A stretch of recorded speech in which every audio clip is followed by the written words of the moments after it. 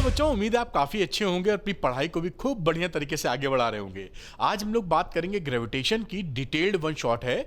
मैं derivation, numerical सारे concept आपको करा दूंगा। इस वीडियो को देखने के बाद आपको कोई और वीडियो देखने की जरूरत नहीं पड़ेगी।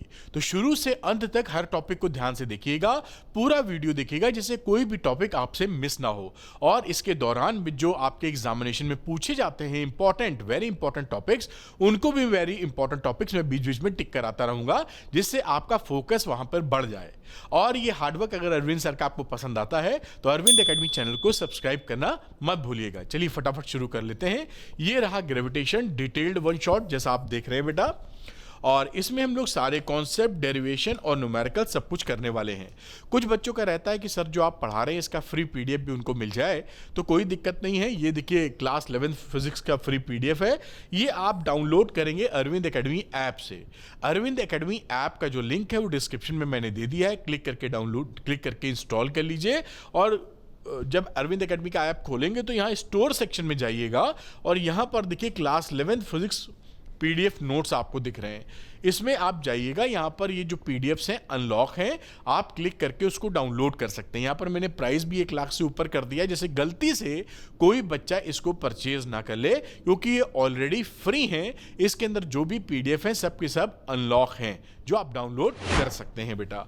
और ये रहा अपडेट्स के लिए अरविंद एकेडमी टेलीग्राम चैनल, यहां ज्वाइन कर लीजिए, जहां मैं आपको गाइडेंस और अपडेट्स देता हूं, जिससे आपकी पढ़ाई या आपकी मेहनत का आपको सही रिजल्ट मिल सके। कुछ इंपॉर्टेंट पॉइंट्स और, जिन बच्चों को फिजिक्स डिफिकल्ट लग रही है या उनके स्कूल के टीचर पढ़ा रहे हैं समझ में नहीं आ रहा है, वो तुरंत मेरे साथ द्रोणा 1.0 में जुड़ जाइए। यहां पर मैं आपकी लाइव क्लास लेता हूं और साथ में एनसीईआरटी एक्सरसाइज और एनसीईआरटी एग्जाम्पल्स के सारे वीडियो सोल्यूशन भी आपको प्रोवाइड किए जाते हैं। तो सारे डाउट क्लियर हो जाएंगे, फिजिक्स समझ में आएगा, न्यूमेरिकल निकलेंगे, डेरिवेशन क्लियर हो जाएंगे और आप फिजिक्स में कंफर्टेबल हो जाएंगे, आ जाएगी आपको। तो झट से द्रोणा 1.0 ज्वाइन कर सकते हैं। अच्छा, कुछ बच्चों का रहता है कि वो क्वेश्चन पे फोकस करना चाहते हैं, तो उनके लिए 11th एनसीईआरटी निश्चय एक कोर्स है, वीडियो कोर्स है बेटा। यहां पर एनसीईआरटी एक्सरसाइज के सारे वीडियोस, एनसीईआरटी एग्जांपल्स के सारे वीडियोस मिल जाते हैं, जो मैंने स्वयं रिकॉर्ड किए हैं। ये वीडियो फॉर्मेट में है, यानी सरल भाषा में आपके लिए है। तो जो बच्चे चाहते हैं कि इसको लेना वो ले सकते हैं। तो इन दोनों कोर्सेज में से जो भी आपको सुटेबल लगता है बेटा, उसके लिए आप अरविंद एकेडमी ऐप को डाउनलोड कर लीजिए, लिंक डिस्क्रिप्शन में मिलेगा। और इसके स्टोर सेक्शन में जाइएगा, वहां पर आपको द्रोणा 1.0 और 11th का एनसीईआरटी निश्चय दिखाई पड़ेगा। जो भी सुटेबल हो ले सकते हैं। चलिए, जिस वजह से ये वीडियो बन रहा है, यानी पढ़ाई हम लोग करते हैं उसको शुरू, तो स्टार्टिंग करते हैं ग्रेविटेशन से कि आखिर ग्रेविटेशन क्या होता है। तो जो ग्रेविटेशन है, उनमें कोई भी 2 मास वाली बॉडी जिनके अंदर m होता है मास, वो एक दूसरे को अट्रैक्ट करती हैं, इसी को हम बोलते हैं ग्रेविटेशन। तो gravitation is the force of attraction between 2 bodies. Body है तो मास होगा ही होगा। तो ग्रेविटेशन एक फोर्स है जो कि 2 बॉडीज के बीच में लगता है। और एग्जाम्पल के तौर पे आप ले सकते हैं, सूरज और अर्थ में फोर्स लग रहा है, तो ये ग्रेविटेशन का फोर्स है। आपके एक रूम में चेयर पड़ी हुई है और टेबल पड़ी है, तो आपस में ये भी अट्रैक्ट कर रही है। तो यहां भी ये जो फोर्स है वो क्या है? ग्रेविटेशन का फोर्स है। तो gravitation is the force of attraction between 2 bodies. कोई भी 2 बॉडी हो सकती हैं। अच्छा, अब इसका स्पेशल केस एक होता है जिसे हम लोग बोलते हैं ग्रेविटी। इन 2 बॉडीज में से अगर एक बॉडी हमारी अर्थ है तो हम इसको बोलते हैं ग्रेविटी का फोर्स। यही बात लिखी है, ये स्पेशल केस है ग्रेविटेशन का। अगर 2 मास वाली बॉडी में एक बॉडी हमारी अर्थ की हो जाती है तो ये फोर्स ग्रेविटी का कहलाने लगता है। तो ग्रेविटी क्या है? Gravity is the force of attraction between the earth and any other object lying on, यानी अर्थ के ऊपर या अर्थ के आसपास अगर वो है तो वहां पे जो फोर्स लगेगा उसे बोलेंगे ग्रेविटी। तो एग्जाम्पल के तौर पे body throne up falls back at the surface of the earth. अगर हम अर्थ से कोई बॉल उछाल देते हैं तो थोड़ी देर में नीचे आ जाती है, क्योंकि उसमें ग्रेविटी का फोर्स लगता है, अर्थ फोर्स लगाता है।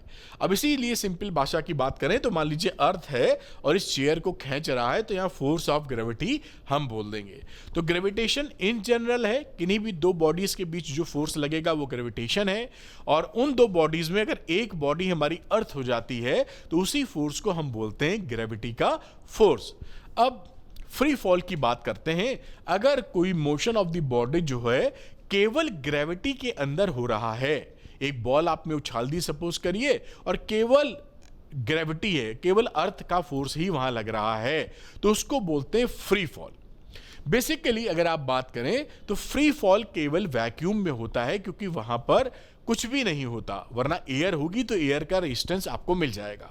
तो फ्री फॉल क्या मैंने बताया है? फ्री फॉल बताया है कि जहां पर केवल ग्रेविटी जो अर्थ फोर्स लगा रही है, केवल वही फोर्स लगे, उसमें मोशन हो only under the effect of gravity. मोटे तौर पे अगर कोई हम स्मॉल हैवी बॉडी ले ले और एयर में उसको ड्रॉप कर दें तो वो मोर लेस काफी नजदीक माना जाता है फ्री फॉल के। छोटी बॉडी हो और हैवी बॉडी हो, उसका फ्री फॉल करा दें या एयर में फेंक दें कहीं, तो उसको हम फ्री फॉल के आसपास ले सकते हैं, क्योंकि उस समय जो एयर का रेजिस्टेंस होगा वो काफी ज्यादा कम होगा। और जैसा मैंने फोटो बनाया कि एक बच्चा अगर ड्रॉप कर रहा है एक बॉल नीचे only under the effect of gravity, तो इसे आप फ्री फॉल बोलेंगे। अब एक्सेलेरेशन ड्यू टू ग्रेविटी क्या होता है? स्मॉल जी। तो स्मॉल जी को जानने के लिए the acceleration produced in A freely falling body, free fall पढ़ा अभी, only under the effect of gravity, जो फोर्स लगे उस फोर्स की वजह से, ग्रेविटी की वजह से जो एक्सेलेरेशन पैदा होता है फ्रीली फॉलिंग बॉडी में, उसे हम एक्सेलेरेशन ड्यू टू ग्रेविटी कहते हैं। यानी कोई बॉडी अगर फ्री फॉल कर रही है only under the effect of gravity, तो जो ग्रेविटेशनल पुल लग रहा है उसकी वजह से एक्सेलेरेशन जो उस बॉडी में पैदा होगा उसे ही हम बोलेंगे acceleration due to gravity. Small g से इसको रिप्रेजेंट किया जाता है। ये स्मॉल जी एक्सेलरेशन है और एक्सेलेरेशन तो वेक्टर क्वांटिटी होता ही है, इसलिए स्मॉल जी एक वेक्टर क्वांटिटी होती है। और इसका डायरेक्शन किधर होता है? Towards the centre of the अर्थ, हमेशा सेंटर की तरफ होता है अर्थ के। और it does not depend on the mass and size और शेप ऑफ द बॉडी। जो बॉडी गिराई जा रही है वो छोटी है, बड़ी है, किस शेप की है, कितना मास है, इससे कोई लेना देना नहीं है। स्मॉल जी सब पर सेम लगता है, बॉडी का मास कम हो ज्यादा हो कोई फर्क नहीं पड़ता। आगे बात करते हैं वैल्यू ऑफ जी जो होती है स्मॉल जी की, वो एक जगह कांस्टेंट होती है लेकिन अलग अलग जगहों पर अलग अलग मिलती है। यहां तक कि जो अर्थ की सरफेस है वहां पर भी आप देखेंगे तो अलग अलग जगह अलग अलग स्मॉल जी की वैल्यू मिलेगी। नॉर्मली ऑन एन एवरेज हम अर्थ की सरफेस पे 9.81 मीटर पर सेकेंड स्क्वायर को स्मॉल जी की वैल्यू लेते हैं। It depends on the altitude and depth and rotation of the earth and shape of the अर्थ। ये जो अर्थ की अगर हम बात करें एक्सेलरेशन ड्यू टू ग्रेविटी की जब हम बात कर रहे हैं तो स्मॉल जी की वैल्यू किन किन चीजों पे डिपेंड करेगी? एक तो आप अर्थ की सरफेस से कितने ऊपर चले गए हैं, या अर्थ में डेप्थ में यानी होल करके कितने नीचे चले गए हैं, इससे स्मॉल जी चेंज होती है। साथ में अर्थ का जो रोटेशन है वो रोटेशन तेज है कि धीरे, उससे स्मॉल जी चेंज होगा। साथ में अर्थ की शेप की वजह से भी स्मॉल जी चेंज होगा। अब हमारे कोर्स में केवल दो चीजें रह गई हैं, एल्टीट्यूड एंड डेप्थ, यानी हाइट बढ़ाने पर या डेप्थ करने पर, अंदर जाने पर अर्थ के जो स्मॉल जी बदलता है वो कैसे बदलता है ये हमारे कोर्स में है। रोटेशन और शेप ऑफ द अर्थ की वजह से जो जी में चेंज आता है वो अब कोर्स में नहीं रहा है। ये मैंने एक एग्जांपल ले लिया कि कोई बॉडी है, इसमें एक्सेलरेशन ड्यू टू ग्रेविटी हमेशा सेंटर की तरफ लगेगी। मान लीजिए एक बॉडी यहां पर है और ये बॉडी नंबर 2 कह देते हैं, ये 2, तो इस पे भी एक्सेलरेशन ड्यू टू ग्रेविटी किधर लगेगा? सेंटर की तरफ, क्योंकि ऐसा समझ सकते हैं कि भाई नीचे गिर रहा है लेकिन यहां पे तिरछा भी है, तो हमेशा एक्सेलरेशन ड्यू टू ग्रेविटी जो है सेंटर की तरफ ही लगता हुआ दिखाई पड़ेगा। तो ये स्मॉल जी की वैल्यू आप समझ गए। हम ध्यान रखिएगा स्मॉल जी जो होता है किसी एक प्लेस पे तो कांस्टेंट होता है लेकिन अलग अलग प्लेसेस पर अलग अलग होता है। अब वेट ऑफ द बॉडी की बात करते हैं तो वेट क्या होता है? जिस फोर्स से ग्रेविटी खींचती है, ग्रेविटेशनल फोर्स, वही उसका वेट कहा जाता है। और वेट की वैल्यू होती है mass into acceleration due to gravity. तो W is equal to mg। ये वेट एक वेक्टर क्वांटिटी है, क्योंकि यहां पर स्मॉल g तो वेक्टर होता है और हमेशा इसका डायरेक्शन किधर होता है, सेंटर ऑफ द अर्थ की तरफ। तो as the value of g varies, अब यहां पर ये वैल्यू जो है g की बदलती है, इसलिए प्लेस टू प्लेस आपका वेट भी बॉडी का बदल जाता है। और यहां पर जैसे बताया, यहां भी लेंगे आप, तो भैया इसका वेट का डायरेक्शन तो W इक्वल टू mg इधर रहने वाला है। तो ये वेट कितना लग रहा है, फोर्स यानी W इक्वल टू mg के बराबर, क्योंकि g अलग अलग प्लेसेस पे अलग अलग पाया जाता है, इसलिए वेट भी अलग अलग प्लेसेस पे अलग अलग पाया जाता है। अगली बात करते हैं Newton's universal law of gravitation. ये बहुत ज्यादा इंपॉर्टेंट है और आपसे काफी पूछा जाता है। ये बताता है कि दो मास वाली जो बॉडी हैं, ये दो बॉडीज हैं, उनके बीच में अट्रैक्शन का फोर्स लगता है। ये तुमने बोला था उसे ग्रेविटेशन बोलते हैं, लेकिन वो फोर्स कितना लगता है इसकी जानकारी ये न्यूटन्स लॉ ऑफ ग्रेविटेशन देता है। ये बोलता है कि अगर दो बॉडी रखी हैं, एक m1 मास की है, एक m2 मास की है, और इनके बीच का डिस्टेंस r है, तो इनमें लगने वाला जो फोर्स होता है वो G, कैपिटल G है ये, m1 m2 upon r square के बराबर होता है। तो फोर्स जो ग्रेविटेशनल फोर्स है उसकी वैल्यू क्या होगी, G into G m1 m2 upon r square. और जो कैपिटल G होता है ये यूनिवर्सल ग्रेविटेशनल कांस्टेंट होता है और इसकी वैल्यू होती है 6.67 इंटू 10 की power -11 Newton metre square kg-2। ये जो यूनिवर्सल ग्रेविटेशनल कांस्टेंट है इसकी वैल्यू कहीं नहीं बदलती।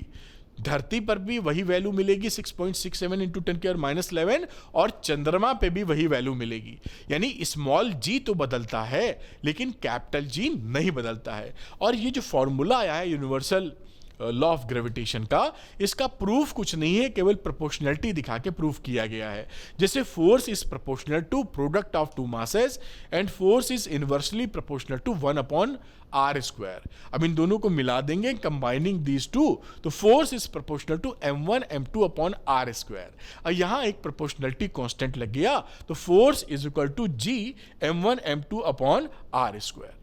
तो इस तरीके से फॉर्मूला यहां निकला है। इसे क्या बोलते हैं, Newton's universal law of gravitation. काफी इंपॉर्टेंट है।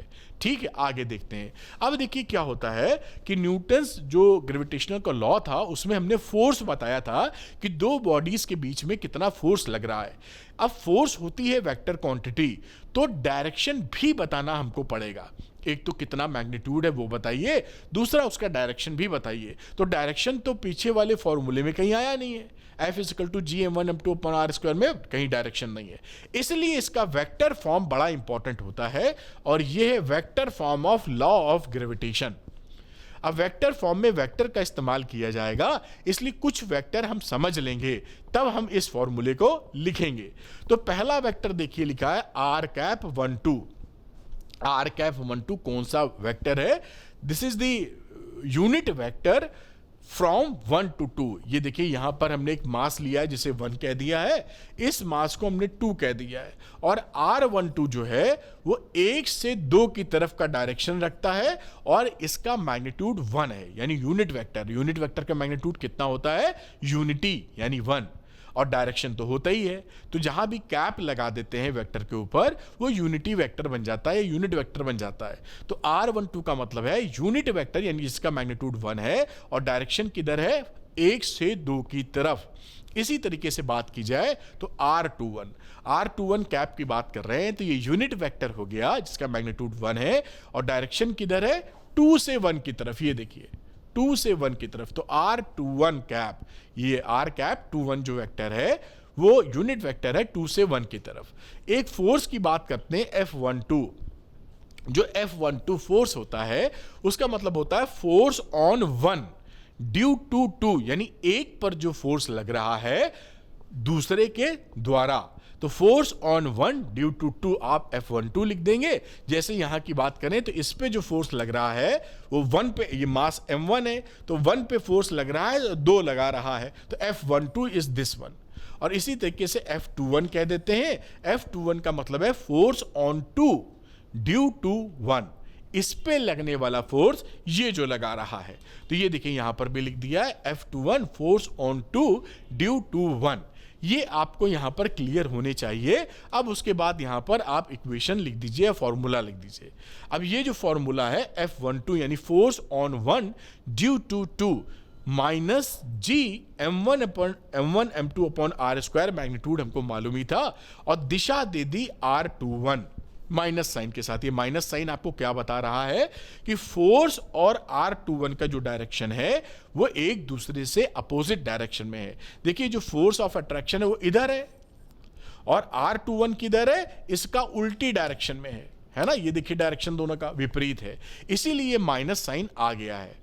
अगर इस माइनस साइन को भगाना चाहें तो आप यहां R21 की जगह R12 लिख देंगे तो भाग जाएगा। अगर मैं इसको ऐसे लिख दूं F12 is equal to G m1 m2 upon are square into R12, तो ये माइनस साइन लगाने की आपको जरूरत नहीं पड़ेगी, क्योंकि ये फोर्स और ये जो वेक्टर है यूनिट वेक्टर, इन दोनों का डायरेक्शन एक ही है। ये फोर्स का डायरेक्शन, ये यूनिट वेक्टर डायरेक्शन, इसलिए यहां पर माइनस नहीं लगेगा। यहां पर 1 2 की जगह अगर 2 1 लिख दोगे तो माइनस लग जाएगा, क्योंकि इस वेक्टर का और इस वेक्टर का डायरेक्शन अपोजिट डायरेक्शन में है। थोड़ा पकड़े रहिएगा, जैसे कोई भी घुमाव आए तो आप उसको हैंडल कर पाए। और सिमिलरली F21 की बात करें तो फोर्स ऑन 1 ड्यू टू 2 था, ये फोर्स ऑन 2 ड्यू टू 1 है, तो यहां पर minus G m1 m2 upon are square, और 2 1 की जगह देखिए 1 2 आ गया, इसका उल्टा यहां भी 1 2 की जगह 2 1।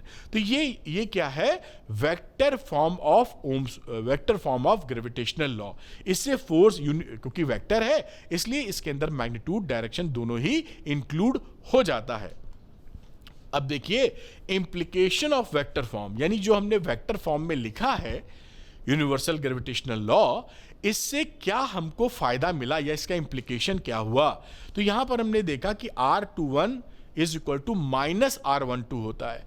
ये जो यूनिट वेक्टर था भाई, मैग्नीट्यूड दोनों का एक है, तो मैग्नीट्यूड तो बराबर है लेकिन डायरेक्शन अपोजिट है, इसलिए दोनों वेक्टर में इसका डायरेक्शन अलग है, तो R21 बराबर माइनस R12 लिख दिया। अब यहां पे जो फोर्स लिखा था, अगर हम R21 को यहां से माइनस R12 कर देंगे तो ये वैल्यू मिल जाएगी माइनस साइन के साथ। तो आप देख पा रहे हैं कि F21 बराबर माइनस F12 हो जाएगा। इस वजह से ये जो वैल्यू लिखी है, जैसे मैंने बताया, आप रिप्लेस करेंगे तो ये वैल्यू मिल जाएगी आपको। तो ये F21 बराबर माइनस F12, ये क्या दिखा रहा है कि दोनों फोर्सेस का मैग्नीट्यूड इक्वल है लेकिन डायरेक्शन अपोजिट है ना। ये वेक्टर जब माइनस में लिखा जाता है, A vector is equal to minus B vector, तो इसका मतलब होता है मैग्नीट्यूड तो सेम है लेकिन डायरेक्शन अपोजिट है। तो ये क्या बना देते हैं, action reaction pair. Two particles form action reaction pair. ये क्या बना रहे हैं, ये दोनों पार्टिकल क्या बना रहे हैं, न्यूटन का थर्ड लॉ फॉलो कर रहे हैं, एक्शन रिएक्शन पेयर बना रहे हैं। इसको ध्यान रखिएगा।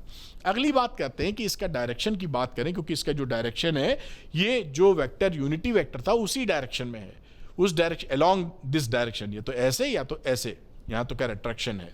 तो आप कह सकते हैं F12 और F21 are directed towards the centres. ये देखिए F12 और F21 दोनों सेंटर की तरफ डायरेक्टेड हैं। The two particles, so gravitational force is a central force. तो इसे इस वजह से सेंट्रल फोर्स बोलते हैं। सेंट्रल फोर्स किसे बोलते हैं, जो सेंटर टू सेंटर एक्ट करते हैं। जो forces centre to centre act नहीं करते उन्हें नॉन सेंट्रल फोर्स बोलते हैं। तो ग्रेविटेशनल फोर्स हमारा सेंट्रल फोर्स है।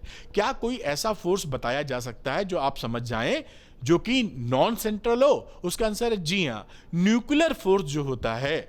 न्यूक्लियर फोर्स का मतलब है प्रोटॉन जो न्यूक्लियस के अंदर लगता है, प्रोटॉन प्रोटॉन या प्रोटॉन न्यूट्रॉन के बीच या न्यूट्रॉन न्यूट्रॉन के बीच, वो फोर्सेस नॉन सेंट्रल फोर्सेस होते हैं। ये तो खैर सेंट्रल फोर्स है। तो आप ये समझ गए होंगे, दो इंपॉर्टेंट पॉइंट थे जो इंप्लीकेशन था vector form of universal gravitational law का। अब कुछ इंपॉर्टेंट फीचर हम समझ लेते हैं इसको लगाने से पहले, जैसे में क्लैरिटी मिल जाए। तो यहां पर देखिए ग्रेविटेशनल जो फोर्स होता है दो मासेस के बीच में, उनके बीच में क्या मीडियम है इससे कोई फर्क नहीं पड़ता। अगर आप एयर में दो मासेस को लिए और उनके बीच में मान लीजिए 5 न्यूटन का फोर्स लग रहा है, उसको पूरा पानी में भी डुबो देंगे, पानी आ गया बीच का मीडियम, तो भी 5 ही न्यूटन का फोर्स लगेगा। जबकि इलेक्ट्रोस्टैटिक जो फोर्स होते हैं, यानी कि मान लीजिए एक प्लस एक माइनस है, तो इलेक्ट्रोस्टैटिक में अट्रैक्शन होगा, वो फोर्स मीडियम बदल देने से बदल जाता है। अगर हवा में एक पॉजिटिव चार्ज और नेगेटिव चार्ज है, उनमें कुछ फोर्स लग रहा हो अट्रैक्शन का, उसको पानी में डाल दें तो फोर्स ऑफ अट्रैक्शन बदल जाएगा। लेकिन ग्रेविटेशनल फोर्स में ऐसा नहीं होता। अगर एयर में कुछ फोर्स लग रहा है, उस सेटअप को पानी में डाल दें तो भी उतना ही फोर्स लगेगा। पानी तो एग्जांपल लिया है, बीच का मीडियम कुछ भी बदल दें, ग्रेविटेशनल फोर्स नहीं चेंज होगा।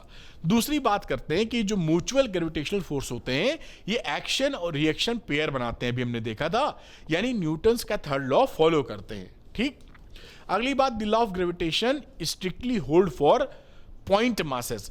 ये जो है पॉइंट मासेस के लिए वैलिड होते हैं। और फिजिक्स में देखिए पॉइंट मास को साइज से नहीं समझते हैं, रिलेटिव साइज से समझते हैं। जैसे अर्थ को और सन को बीच की डिस्टेंस बहुत ज्यादा है, इसलिए इनको भी पॉइंट मासेस की तरह लगा देते हैं। ठीक है, तो ये पॉइंट मासेस के लिए एप्लीकेबल है। अगली बात करते हैं, ये सेंट्रल फोर्स होते हैं, दोनों एक दूसरे के सेंटर की तरफ एक्ट करते हैं, तो these are the central force. इस वजह से इनको सेंट्रल सिमेट्री भी मिलती है, स्फेरिकल सिमेट्री भी मिलती है। स्फेरिकल सिमेट्री का मतलब है कि मान लीजिए एक बॉडी m1 इधर है, तो इससे कोई दूरी अगर हम ले लें, मान लीजिए 2 मीटर ले ली, तो जो फोर्स लगेगा वो आप कोई भी एंगल पे चले जाएं m2 में, वही फोर्स लगेगा 2 मीटर पे हर जगह। तो ये पूरी स्फीयर में इसको सेंटर पे रख दें तो हर जगह you will get the same force. ये जो सर्किल देख रहे हो, ये सर्किल नहीं है, ये फुटबॉल स्फीयर है, 3D स्ट्रक्चर है। तो अगर सेंटर पे m रख दिए हो तो m1 रख दिए हो तो m2 को स्फीयर के किसी भी सरफेस पे ले जाओगे, सेम फोर्स ही एक्ट करेगा। इसी वजह से इसको बोलते हैं कि ये स्फेरिकल सिमेट्री बनाता है। एंगुलर डिपेंडेंस, यानी ये कितने एंगल पर इससे है, इसका कोई लेना देना नहीं है ग्रेविटेशनल फोर्स में। यही बात यहां लिखी है, स्फेरिकल सिमेट्री बनती है, एंगुलर डिपेंडेंस नहीं होती। अगली बात करते हैं कि ग्रेविटेशनल फोर्स जो होता है वो कंजर्वेटिव फोर्स होता है। हम लोग पढ़ भी चुके हैं, ये इनिशियल और फाइनल पॉइंट पर ही डिपेंड करता है। किस रास्ते से ला रहे हो या नहीं ला रहे हो, उससे वर्क डन पे फर्क नहीं पड़ेगा, इनिशियल फाइनल पॉइंट से ही वर्क डन पे फर्क पड़ेगा। और gravitational force between two bodies is independent of the presence of other bodies. यानी कोई दो बॉडी है, मान लीजिए ये m1 m2 है, अब ये आपस में फोर्स ऑफ अट्रैक्शन 2 न्यूटन का लगा रहे हैं। अब तीसरी बॉडी m3 यहां और आ गई, उस समय भी ये दोनों आपस में 2 न्यूटन का ही फोर्स लगाते हुए मिलेंगे। इसकी प्रेजेंस या एब्सेंस से इनके बीच लगने वाला फोर्स ना घटेगा ना बढ़ेगा। ठीक, हां, इस पे जो नेट फोर्स लग रहा, क्योंकि ये भी कुछ फोर्स लगा सकता है, मान लीजिए 3 न्यूटन का फोर्स लगा है, इस पे लगने वाला नेट फोर्स बदल जाएगा, नेट फोर्स। लेकिन इन दोनों के बीच या इन दोनों के बीच जितना फोर्स लग रहा था उतना ही लगता रहेगा। ठीक है, तो किसी बॉडी के एब्सेंस या प्रेजेंस से उन जिनके बीच ग्रेविटेशनल फोर्स लग रहा है उसमें कोई तब्दीली नहीं आती है। अब आता है principle of superposition of gravitational forces. तो उसमें 2 पॉइंट होते हैं। एक तो पीछे ही हमने जो पढ़ा है, यानी किसी तीसरी बॉडी के प्रेजेंस या एब्सेंस से ग्रेविटेशनल फोर्स नहीं बदलता, पहला पॉइंट। दूसरा, किसी पर बॉडी पर अगर हमें नेट फोर्स निकालना है तो जितने भी फोर्सेस लग रहे हैं उनका वेक्टर सम कर दीजिए आप। जैसे यहां पर मान लीजिए ये m1 है और यहां बाकी ये m2 m3 ये m3 और ये m4, तो इस पे लगने वाला फोर्स क्या, एक फोर्स ये लगा रहा है F12, force on 1 due to 2, एक ये लगा रहा है फोर्स ऑन 1 ड्यू टू 4, ये फोर्स ऑन 1 ड्यू टू 3, ये 3 फोर्सेस आपको दिख गए होंगे। तो इन पे अगर लगने वाला हम नेट फोर्स निकालेंगे तो इन तीनों फोर्सेस का वेक्टर सम निकाल देंगे, एल्जेब्रिकली वेक्टर फॉर्मूले से जोड़ देंगे। तो F1 यानी net force on first particle या मास 1, F12 F13 F14 को हम लोग वेक्टोरली जोड़ देंगे बेटा, और इसको शॉर्ट फॉर्म में लिखा जाता है सिग्मा FI। आप जानते ही हैं, 1 2 3 4 पुट करेंगे ऐसे सम आ जाएगा। तो ये सुपरपोजिशन प्रिंसिपल है। 2 बातें रहती हैं, किसी की प्रेजेंस या एब्सेंस से कोई फर्क नहीं पड़ने वाला, और दूसरी बात नेट फोर्स निकालने के लिए वेक्टर सम ऑफ फोर्सेस हमें कर देना चाहिए। चलिए एक कदम और आगे बढ़ते हैं। अब न्यूटन शेल थ्योरम की बात करेंगे हम लोग। तो न्यूटन की शेल थ्योरम बड़ी इंपॉर्टेंट है चीज़ों को समझने के लिए। ये इसमें 2 पॉइंट हैं जो हम समझेंगे। यहाँ पर शेल का मतलब क्या है ये समझें तो ये फुटबॉल है, अंदर से खोखली है शेल, और ये स्फीयर है, ठोस लोहे का गोला समझ लीजिए आप। अगर कोई ये जो ठोस लोहे का गोला है इसका यूनिफॉर्म मास डिस्ट्रीब्यूशन है, यानी कि यूनिफॉर्म डेंसिटी है, ठीक है। अब अगर कोई बॉडी इस शेल से या इस स्फीयर से इसके बाहर रहती है, ये जो आर है स्मॉल आर इसकी रेडियस से ज्यादा है या बराबर है, small R is greater than और इक्वल टू कैपिटल आर, तो उस समय ये शेल या ये स्फीयर ऐसे इस पे फोर्स ऑफ अट्रैक्शन लगाता है जैसे इसका पूरा मास इसके सेंटर पर सेंट्रलाइज्ड हो गया हो या कंसंट्रेट कर गया हो। इस स्फीयर का पूरा मास कहां आ गया हो, जैसे कि इसके सेंटर पे आ गया हो। तो फिर से रिपीट कर रहे हैं, अगर कोई शेल है या कोई सॉलिड स्फीयर है मास यूनिफॉर्म मास डिस्ट्रीब्यूशन के साथ, और कोई दूसरा छोटा मास यहां पर इससे बाहर है, तो उस समय इस पे जो फोर्स ऑफ अट्रैक्शन लगेगा उस समय ये जो पूरा मास है ऐसे बिहेव करेगा जैसे इसके सेंटर पे ही रखा है या कंसंट्रेटेड है। ठीक, पहला लॉ ये हो गया। अब दूसरा लॉ क्या कहता है न्यूटन शेल थ्योरम का, कि अगर हम इस शेल के अंदर आ जाएं, शेल मतलब फुटबॉल है ना, उसके अंदर आ गए, किसी छोटे मास को, ये m है, अंदर ले आए, तो उस समय शेल के अंदर इस पे कोई फोर्स नहीं लगेगा। ये शेल के कहीं पर भी हो, ये इसको कोई फोर्स का एक्सपीरियंस नहीं होगा। तो अगर किसी फुटबॉल, ग्रेविटेशनल फोर्स की बात करें, फुटबॉल के अंदर आ जाते हैं तो उस मास पर कोई फोर्स नहीं लगेगा। और अगर सॉलिड स्फीयर है होमोजेनियस मास डिस्ट्रीब्यूशन के साथ या यूनिफॉर्म डेंसिटी के साथ, अब हम इस मास को अंदर ले आए तो इस पर जो फोर्स लगता है इस स्मॉल एम पर, वो सेंटर की तरफ लगता है, और फोर्स लगाने वाला जो मास होता है इसका इनर स्फीयर यानी जो interior of the sphere, M के अंदर का जो गोला है, उतना मास रिस्पॉन्सिबल होता है फोर्स ऑफ अट्रैक्शन या ग्रेविटेशनल फोर्स लगाने के लिए। फिर से रिपीट कर रहे हैं यहां पर, अगर किसी सॉलिड स्फीयर में स्मॉल मास अंदर ले आए हो तो उस पे एम पर, स्मॉल एम पर जो फोर्स लगेगा वो सेंटर की तरफ लगेगा, डायरेक्शन हो गया। दूसरा कौन लगाएगा फोर्स, तो उसके लिए ये इससे जो स्फीयर है interior of the small M, इसके अंदर का जो मास है इसके इंटीरियर का, उतना ही मास रिस्पॉन्सिबल होगा इस पे फोर्स लगाने के लिए। इसका इस्तेमाल हम प्रूफ करेंगे जब इस जी की वैल्यू एल्टीट्यूड और डेप्थ के लिए, तो वहां इसका इस्तेमाल होगा। उम्मीद करते हैं ये बात आप पकड़ पाए होंगे। ये सारी बातें यहां लिखी हैं और आप इसको रिवाइज या नोट्स की तरह इस्तेमाल कर सकते हैं। अब एक छोटा सा सवाल आता है, बहुत ही आसान है, जो आराम से हम लोग कर लेंगे। लिखा है, calculate the force of attraction between 2 balls each of mass 1 kilogram each when their centers are 10 centimeter apart। और कैपिटल जी की वैल्यू दे रखी है, तो ये देखिए फोर्स होता है capital G m1 m2 upon are square. यहां पर वैल्यू रख दीजिए, कैपिटल जी की वैल्यू रख दी 6.67 इंटू 10 की पावर -11। m1 m2 था 1 किलोग्राम, तो 1 इंटू 1, और बीच का जो दूरी था वो 10 सेंटीमीटर था, तो 10 सेंटीमीटर को मीटर में चेंज कर लीजिए, 10 इंटू 10 की पावर -2 का होल स्क्वायर। अब इसको आप कैलकुलेट कर लीजिए, 6.67 इंटू 10 की पावर -9 न्यूटन फोर्स आ गया। ये फोर्स ऑफ अट्रैक्शन है। बहुत ही आसान सा फॉर्मूला बेस्ड सवाल, आराम से आप इसको बना लेंगे। चलिए एक कदम आगे और चलते हैं। अब acceleration due to gravity on the surface of earth पता करते हैं कि सरफेस पर, अर्थ की सरफेस पे स्मॉल जी की वैल्यू कितनी होती है। तो स्मॉल जी की जो वैल्यू होगी वो capital G m upon are square होगी। m है मास ऑफ अर्थ और r है रेडियस ऑफ अर्थ, और capital G universal gravitational constant, small G acceleration due to gravity. एक और फॉर्म, अभी हम इसका डेरिवेशन भी करेंगे, स्मॉल फॉर्म, एक दूसरे फॉर्म में और फॉर्मूले को याद करके रखिए, ये भी बड़ा काम आता है न्यूमेरिकल लगाने के लिए। तो स्मॉल जी जो होगा on the surface of the earth 4/3 pi capital जी, और यहां radius of the earth into density of the अर्थ। इस फॉर्मूले का भी काफी जगह इस्तेमाल होता है, 4/3 पाई जी आर रो। ठीक है, तो ये बात आप समझ गए होंगे। रेडियस ये अर्थ के सरफेस पे स्मॉल जी की वैल्यू। आइए इसको डेराइव कर लेते हैं कि फॉर्मूला कैसे निकला था। तो डेरिवेशन है acceleration due to gravity on the surface of the earth. Earth की सरफेस पे एक्सेलरेशन ड्यू टू ग्रेविटी कैसे फॉर्मूला निकला है। तो ये एक अर्थ ले लिया हमने, इस अर्थ का मास ले लेंगे कैपिटल एम, इस अर्थ की जो रेडियस है वो कैपिटल आर है। कोई बॉडी सरफेस ऑफ द अर्थ पर रखी है तो वो कितना फोर्स लगाती है, उस बॉडी पर अर्थ कितना फोर्स लगाती है उसके वेट के बराबर W = mg। ये फोर्स लगा रही है अर्थ अपने सेंटर की तरफ। बढ़िया, इतनी बात हम समझ गए।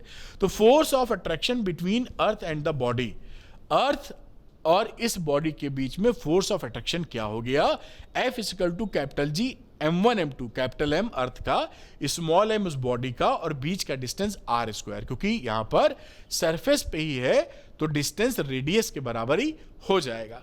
अब क्या है, the force of gravity F, ये जो फोर्स है ये प्रोड्यूस करेगा acceleration due to gravity in the body of mass G, mass M। इस मास में acceleration due to gravity small g produce करेगा। तो आप F = ma के बेसिस पर यहां लिख सकते हैं m × a, तो a का मतलब हो गया यहां g, क्योंकि acceleration due to gravity small g है, तो F = mg हो गया। अब हम इन दोनों को पहली और दूसरी इक्वेशन को इक्वेट कर देंगे।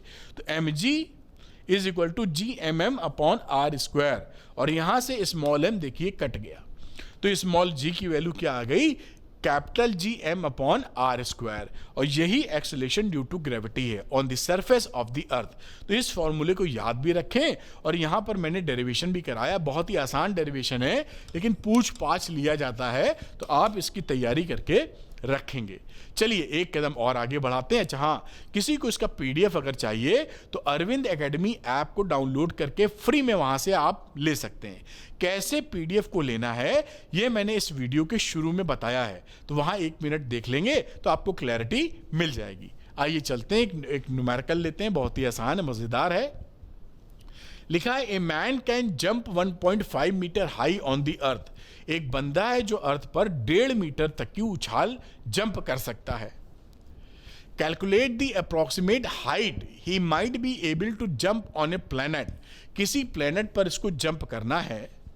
हुज डेंसिटी इज 1/4, जिसकी डेंसिटी 1/4 है अर्थ से, that of the earth, and whose radius is 1/3 of the earth radius, और उस प्लैनेट की जो रेडियस है वो अर्थ की रेडियस से 1/3 है, यानी रेडियस भी कम है और साथ में उसकी डेंसिटी भी कम है दूसरे प्लैनेट की।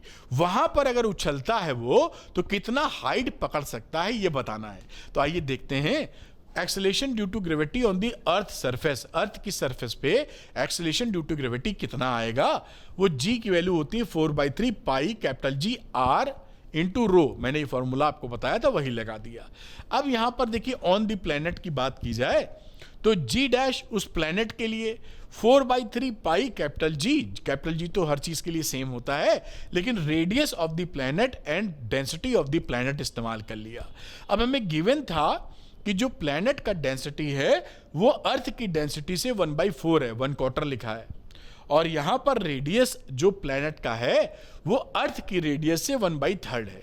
तो यहां पर रो डैश और आर डैश की वैल्यू हम रो और आर के टर्म में यहां पुट कर देंगे। ये देखिए g' = 4/3 पाई G, r डैश की जगह हो गया 1/3r, और रो डैश की जगह हो गया 1/4 रो। अब इसको सॉल्व करते हैं तो ये आ जाएगा 1/12, ये देखिए 1/3, 1/4, 1/12, और बाकी बची हुई चीज 4/3 पाई G r³। और ये क्या है इतना, ये यहां से हम देख रहे हैं स्मॉल g की वैल्यू है, तो यहां पे पुट कर दीजिए, तो 1/12g। अब देखिए आप ये एज्यूम कर रहे हैं कि जिस एनर्जी से वो अर्थ पर जंप कर रहा था वही एनर्जी से वो प्लेनेट पर जंप कर रहा है, तो पोटेंशियल एनर्जी दोनों की सेम हो जाएगी, mgh अर्थ पर, और जो उस प्लैनेट पर जंप मार के पोटेंशियल एनर्जी अचीव कर रहा था mg'h'। अब यहां पर देखिए mm तो हो जाएगा कैंसिल, ये mgh की वैल्यू हो गई अर्थ पर 1.5 मीटर बोल रखा है, यहां m और g' हो गया 1/12g, और ये रहा h'। अब इसको आगे बढ़ाया तो यहाँ पर m और m तो बेटा कैंसिल ही हो गया था, और यहाँ से g और g भी कैंसिल हो गया था। तो 1.5 is equal to 1/12 h dash. तो h डैश की वैल्यू हो गई 12 इंटू 1.5 यानी कि 18 मीटर। यानी उस प्लैनेट पर अगर वो जंप करेगा तो 18 मीटर जंप कर जाएगा, और धरती पर कितना कर रहा है? 1.5 मीटर। तो ये इंटरेस्टिंग सवाल है, इंपॉर्टेंट है, आपको काफी चीजें क्लियर भी कर देता है। उम्मीद करता हूं कि सवाल आप बढ़िया तरीके से न्यूमेरिकल समझ गए होंगे। एक कदम आगे बढ़ाते हैं। अब है variation of small g due to altitude. Altitude का मतलब हाइट। स्मॉल जी की जब आप धरती के सरफेस से ऊपर जाते हैं, हाइट बढ़ाते हैं, तो स्मॉल जी चेंज होता है। वो चेंज कैसे होता है, फॉर्मूला क्या है, ये समझेंगे हम लोग। तो ये एक धरती है, उसका मास m, रेडियस r है, और इससे h हाइट पर आप कहीं चले गए हैं पता करने की स्मॉल g की वैल्यू कितनी होगी। तो ये gh लिख दिया है, यानी कि acceleration due to gravity at height h। वो वैल्यू कितनी होती है gh की value? g r/r plus h का होल स्क्वायर। इन जनरल इस फॉर्मूले को आप जरूर याद रखेंगे। हाइट के लिए अगर हाइट h मिल रही है तो gh is equal to g r/r plus h का होल स्क्वायर। अब अगर हमारा हाइट जो है h, इसकी रेडियस से अगर काफी कम हो जाए धरती की रेडियस से, तो हमारा फॉर्मूला रिड्यूस हो जाता है, gh is equal to g 1 - 2h/r आ जाता है। ये लेकिन वैलिड कब होगा? जब h की वैल्यू r से काफी छोटी होगी, तब gh की वैल्यू हो जाएगी g 1 - 2h/r। तो इन फॉर्मूलों को आपको ध्यान रखना है। अब इसका डेरिवेशन भी कर लेते हैं हम लोग। आइए, ये यहाँ पे देखिए, इसका डेरिवेशन है ड्यू टू एल्टीट्यूड, या हाइट की वजह से कितना जी मिल रहा है। तो ऐसा मैंने समझाया था, अर्थ और जिस हाइट पर हमें लेना है उसे GH कह दिया है। तो consider the earth to be sphere of mass m। Earth का जो मास है वो m है, स्फेरिकल है, उसका रेडियस r है, उसका सेंटर O है अर्थ का।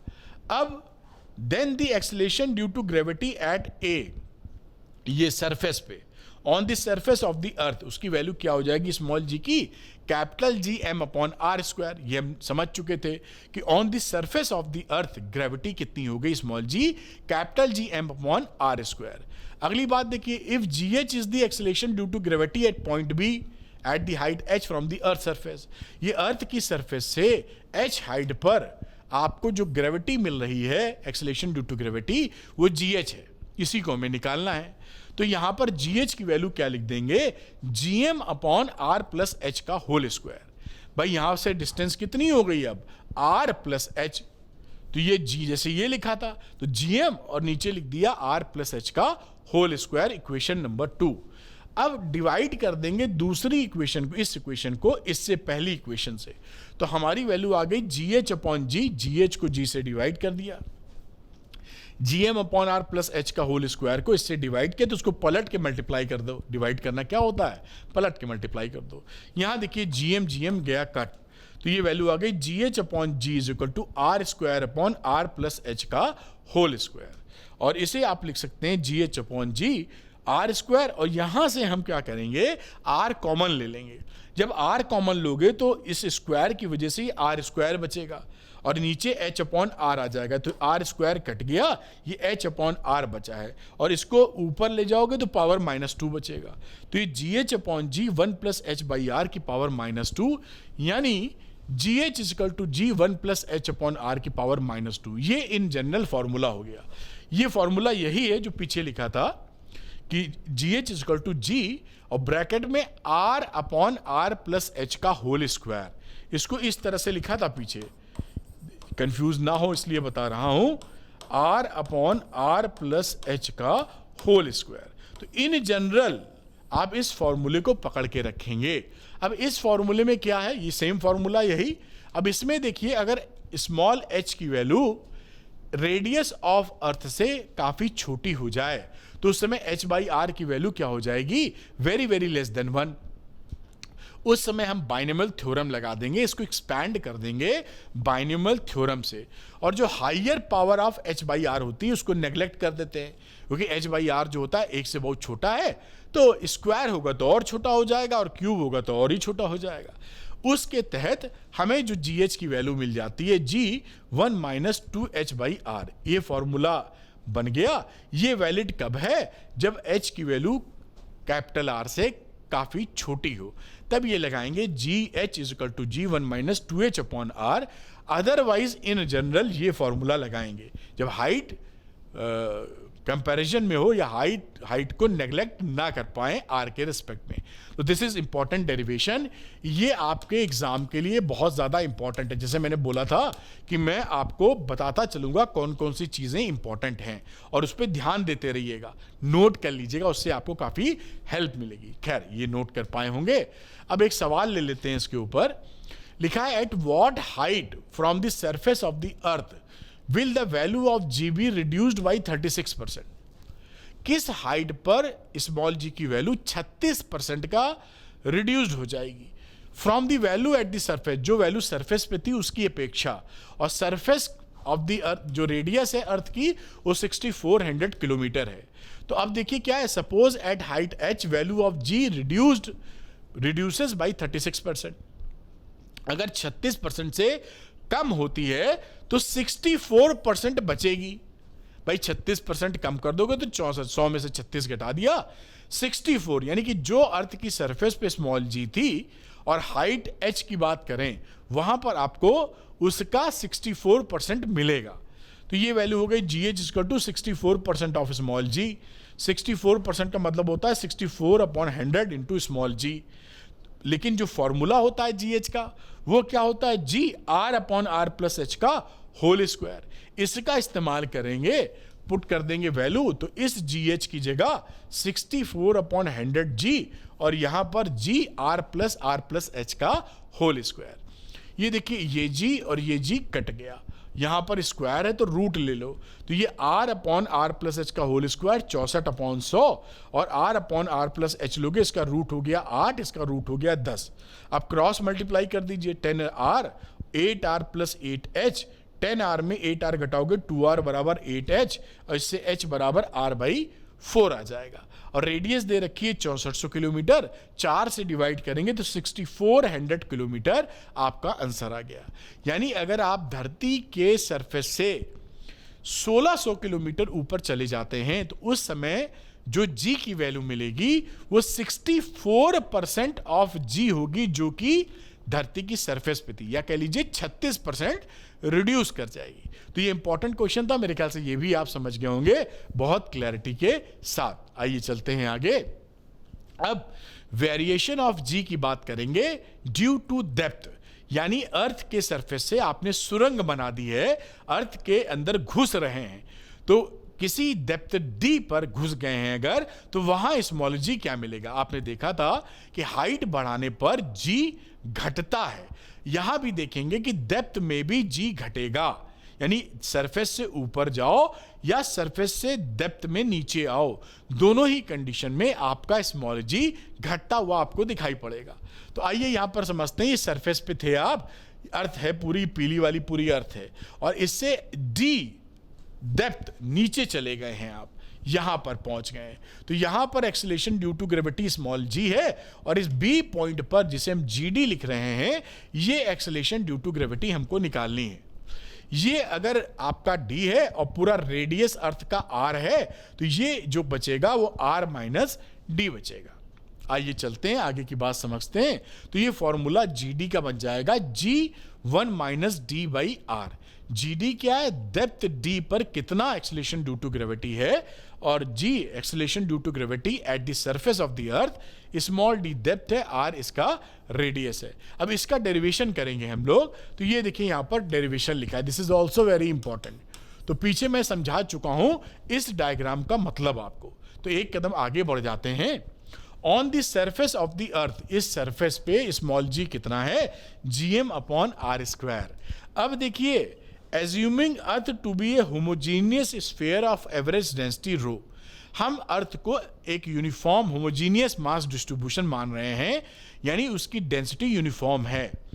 उसको देखते हुए इसका मास कैसे लिखा जा सकता है, मास होता है वॉल्यूम इंटू डेंसिटी, तो ये वॉल्यूम लिखा 4/3 πr क्यूब, और डेंसिटी रो ली तो रो से मल्टीप्लाई कर दिया। 4/3 pi r cube into rho. जैसे आप जानते थे density is equal to mass upon volume, तो mass is equal to volume into density. अब स्मॉल जी की वैल्यू देखिए कैसे हो जाएगी। स्मॉल जी हो जाएगी जी, जैसे GM upon are square formula था ना, स्मॉल जी का जो फॉर्मूला था वो जीएम अपॉन आर स्क्वायर था। इस मास की जगह ये जो मास निकाला है वो वैल्यू पुट कर रहे हैं यहां पर। तो 4/3 पाई आर क्यूब इंटू रो इस मास की जगह रख दीजिए और यहां से इसको थोड़ा सा काट पीट लेते हैं रेडियस को, तो ये वैल्यू आ जाएगी 4/3 pi capital G R into rho. ये हमने पीछे आपको याद करने को बोला था, उसका डेरिवेशन है। यानी एक्सेलरेशन ड्यू टू ग्रेविटी को हम रेडियस और डेंसिटी के फॉर्म में इस तरह लिख सकते हैं, 4/3 pi capital G capital R into rho. अब देखिए, let g d be the acceleration due to gravity at point B. ये जो एक्सेलरेशन ड्यू टू ग्रेविटी है इस पॉइंट बी पर, वो निकालना चाहते हैं। तो हमने न्यूटन की शेल थ्योरम पढ़ी थी जिसके अंदर ये बताया था कि किसी सॉलिड स्फीयर के अंदर अगर आप आ जाते हो तो इस पर जो फोर्स लगता है वो टुवर्ड्स द सेंटर लगता है, और फोर्स लगाने वाला जो मास होता है वो इंटीरियर ऑफ द मास होता है। ये अंदर वाला जो कि पिंक कलर से मोटे तौर पे हमने दिखाया है, वो मास रिस्पॉन्सिबल होगा। तो हमको इस मास की जरूरत पड़ेगी। खैर, तो according to Newton shell theorem जो मैंने बताया, a body at B experience gravitational force due to inner sphere of radius R minus d. ये जो आर माइनस डी का इनर स्फीयर है उसकी वजह से, और उसका मास है एम डैश, जो कि हम निकालेंगे एम डैश की वजह से, इस पे जो ग्रेविटेशनल फोर्स लगेगा। तो वो एम डैश की वैल्यू कितनी हो जाएगी, 4/3 पाई आर क्यूब। रेडियस तो देखिए आर माइनस डी हो चुकी है, तो आर माइनस डी का होल क्यूब इंटू डेंसिटी तो यूनिफॉर्म है इंटू रो, ये मास निकल आया। अब यहां पर देखिए जी डी की वैल्यू क्या हो गई, इसी तरीके से G M dash upon are minus d का whole square, G M upon are square होता है। अब यहां पे तो जो रेडियस बची है ये आर माइनस डी ही बची है, तो ये वैल्यू हो गई G M dash upon are minus d का होल स्क्वायर। तो ये जी लिखा, आर माइनस डी का होल स्क्वायर, ये एम डैश की वैल्यू यहां से हमने पुट कर दी 4/3 पाई आर माइनस डी का होल क्यूब इंटू रो। अब ये देखिए पूरी वैल्यू काटेगा तो एक ही बचेगा यहां पर, तो ये वैल्यू हो गई g d is equal to 4/3 pi capital G R minus d into rho. Equation number 2। अब इन दोनों इक्वेशंस को हम यहां पर डिवाइड कर देंगे, 2 डिवाइडेड बाई 1, तो जी डी अपॉन जी, और यहां पे देखिए 4/3 पाई जी कट जाएगा, केवल क्या बचेगा r minus d upon r, rho भी कट जाएगा। तो r minus d upon r को अगर आर से डिवाइड कर दें तो 1 माइनस डी बाई आर भी लिख सकते हो, मतलब जी डी की value g 1 minus d upon R के बराबर, और यही फॉर्मूला हमको यहां पर प्रूफ करना था। तो ये acceleration due to gravity eight depth D value हो गई जी 1 माइनस डी बाई आर। देखिए कितने आराम से प्रूफ कर पाए, ये बड़ा इंपॉर्टेंट है, और इसको एक बार आप जब तक प्रैक्टिस नहीं करेंगे पेन एंड पेपर से, एग्जाम में करने में कंफ्यूजन बहुत हो सकता है। तो इसको पकड़ के रखिए। यहां भी देख रहे हैं जैसे जैसे आप डेप्थ बढ़ा रहे हैं ये जी डी की वैल्यू कम होती जा रही है। तो हाइट बढ़ाने पर या डेप्थ बढ़ाने पर दोनों ही केस में एक्सेलरेशन ड्यू टू ग्रेविटी घट जाती है। अब अगली बात देखते हैं कि wait of a body eight the centre of the अर्थ, जो अर्थ की सेंटर पर वेट ऑफ द बॉडी कितना होता है। तो मैं पहले ही बता दूं, निकाल के दिखाऊंगा कि weight of the body at the centre of the earth is 0। किसी भी बॉडी का जो वेट होता है अर्थ के सेंटर पर 0 होता है, क्योंकि वहां जी की जो वैल्यू है वो 0 होती है। मास तो कहीं 0 नहीं होगा, लेकिन small g at the centre of the earth will be 0। आइए देखते हैं, at the centre of the earth, अगर हम सेंटर ऑफ द अर्थ की बात करें तो ये डेप्थ किसके बराबर हो जाएगी, इसी रेडियस के बराबर, तब तो सेंटर पे पहुंचोगे। तो जो फॉर्मूला था हमारा g d is equal to g 1 minus d by R, इस डी की जगह आप आर पुट कर दो, तो ये वैल्यू हो गई g d is equal to g 1 minus R by R. तो ये तो 1 ही है, 1 माइनस 1 0, और ये 0 आ गया। यानी क्या हम समझे, wait of a body eight the centre of the earth is 0। और 0 होने का राज क्या है कि जो एक्सेलरेशन ड्यू टू ग्रेविटी होती है eight the centre of the अर्थ वो 0 होती है, इसलिए mg वेट भी 0 होता है सेंटर ऑफ द अर्थ पर। ठीक है, एक कदम और आगे बढ़ाते हैं हम लोग, और ये W0 होगा सेंटर ऑफ द अर्थ पर, जैसा मैंने यहां लिखा है। अब relation between height and depth for same change in g, अगर हम सरफेस से ऊपर जा रहे हैं या सरफेस से नीचे जा रहे हैं तो सेम चेंज के लिए जी में जितना बदलाव होगा ऊपर उतना ही बदलाव नीचे, तो उस समय हाइट और डेप्थ में क्या रिलेशन मिलेगा। तो हम जानते हैं जी एच की वैल्यू है जी 1 माइनस 2h अपॉन आर, और डेप्थ की बात करें ये कब होता है, जब हाइट हमारा कंपेरेबल हो आर से छोटा हो काफी। ये फॉर्मूला तभी वैलिड होता है जब H is less than capital R होता है, और ये डेप्थ के लिए तो एक ही फॉर्मूला था, तो g d is equal to g 1 minus d upon R. अब हमने क्या किया, for same change in small g, same change के लिए दोनों वैल्यू को कर देंगे बराबर, क्योंकि सेम चेंज होगा तो जी जितना ऊपर मिलेगा उतना ही चेंज नीचे किया तो उतना नीचे मिलेगा। तो यहां पर जी एच बराबर जी डी, अब दोनों की वैल्यू हमने रख दी, ये देखिए जी जी तो कट ही जाएगा, तो 1 माइनस 2h अपॉन आर और 1 माइनस डी बाई आर, ये 1 1 भी कट जाएगा, यहां पर माइनस माइनस भी कट जाएगा, आर आर भी कट जाएगा, तो 2h upon R is equal to d upon R. यहां पर देखिए ये आर आर भी कट गया, तो ये वैल्यू हो गई 2h is equal to d, या डी बराबर 2h, ये रिलेशनशिप हो गया। यानी अगर आपकी हाइट की बात करें तो आपको हाइट पर तेजी से ये घटता है जी, तो अगर एच हाइट पर कुछ जी मिल रहा है तो उसकी दुगनी डेप्थ आपको करनी पड़ेगी, तब वही जी अचीव होगा। तो हाइट बढ़ाने पर तेजी से जी घट रहा है और डेप्थ बढ़ाने पर भी घट रहा है, लेकिन उतनी तेजी से नहीं घट रहा है। ठीक है, एनीवे ये आप बात को बढ़िया ढंग से समझ पाए होंगे। आइए एक कदम और आगे बढ़ाते हैं।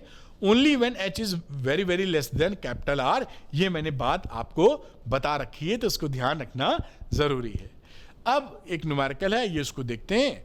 Find the percentage decrease in weight of a body when taken 16 kilometre below the surface of the earth, take radius of the earth 6400 kilometre. अब 16 किलोमीटर बिलो द सरफेस जा रहे हैं और कह रहा है जी बताओ डेप्थ के केस में, तो रेडियस 6400 है, डेप्थ है 16 किलोमीटर।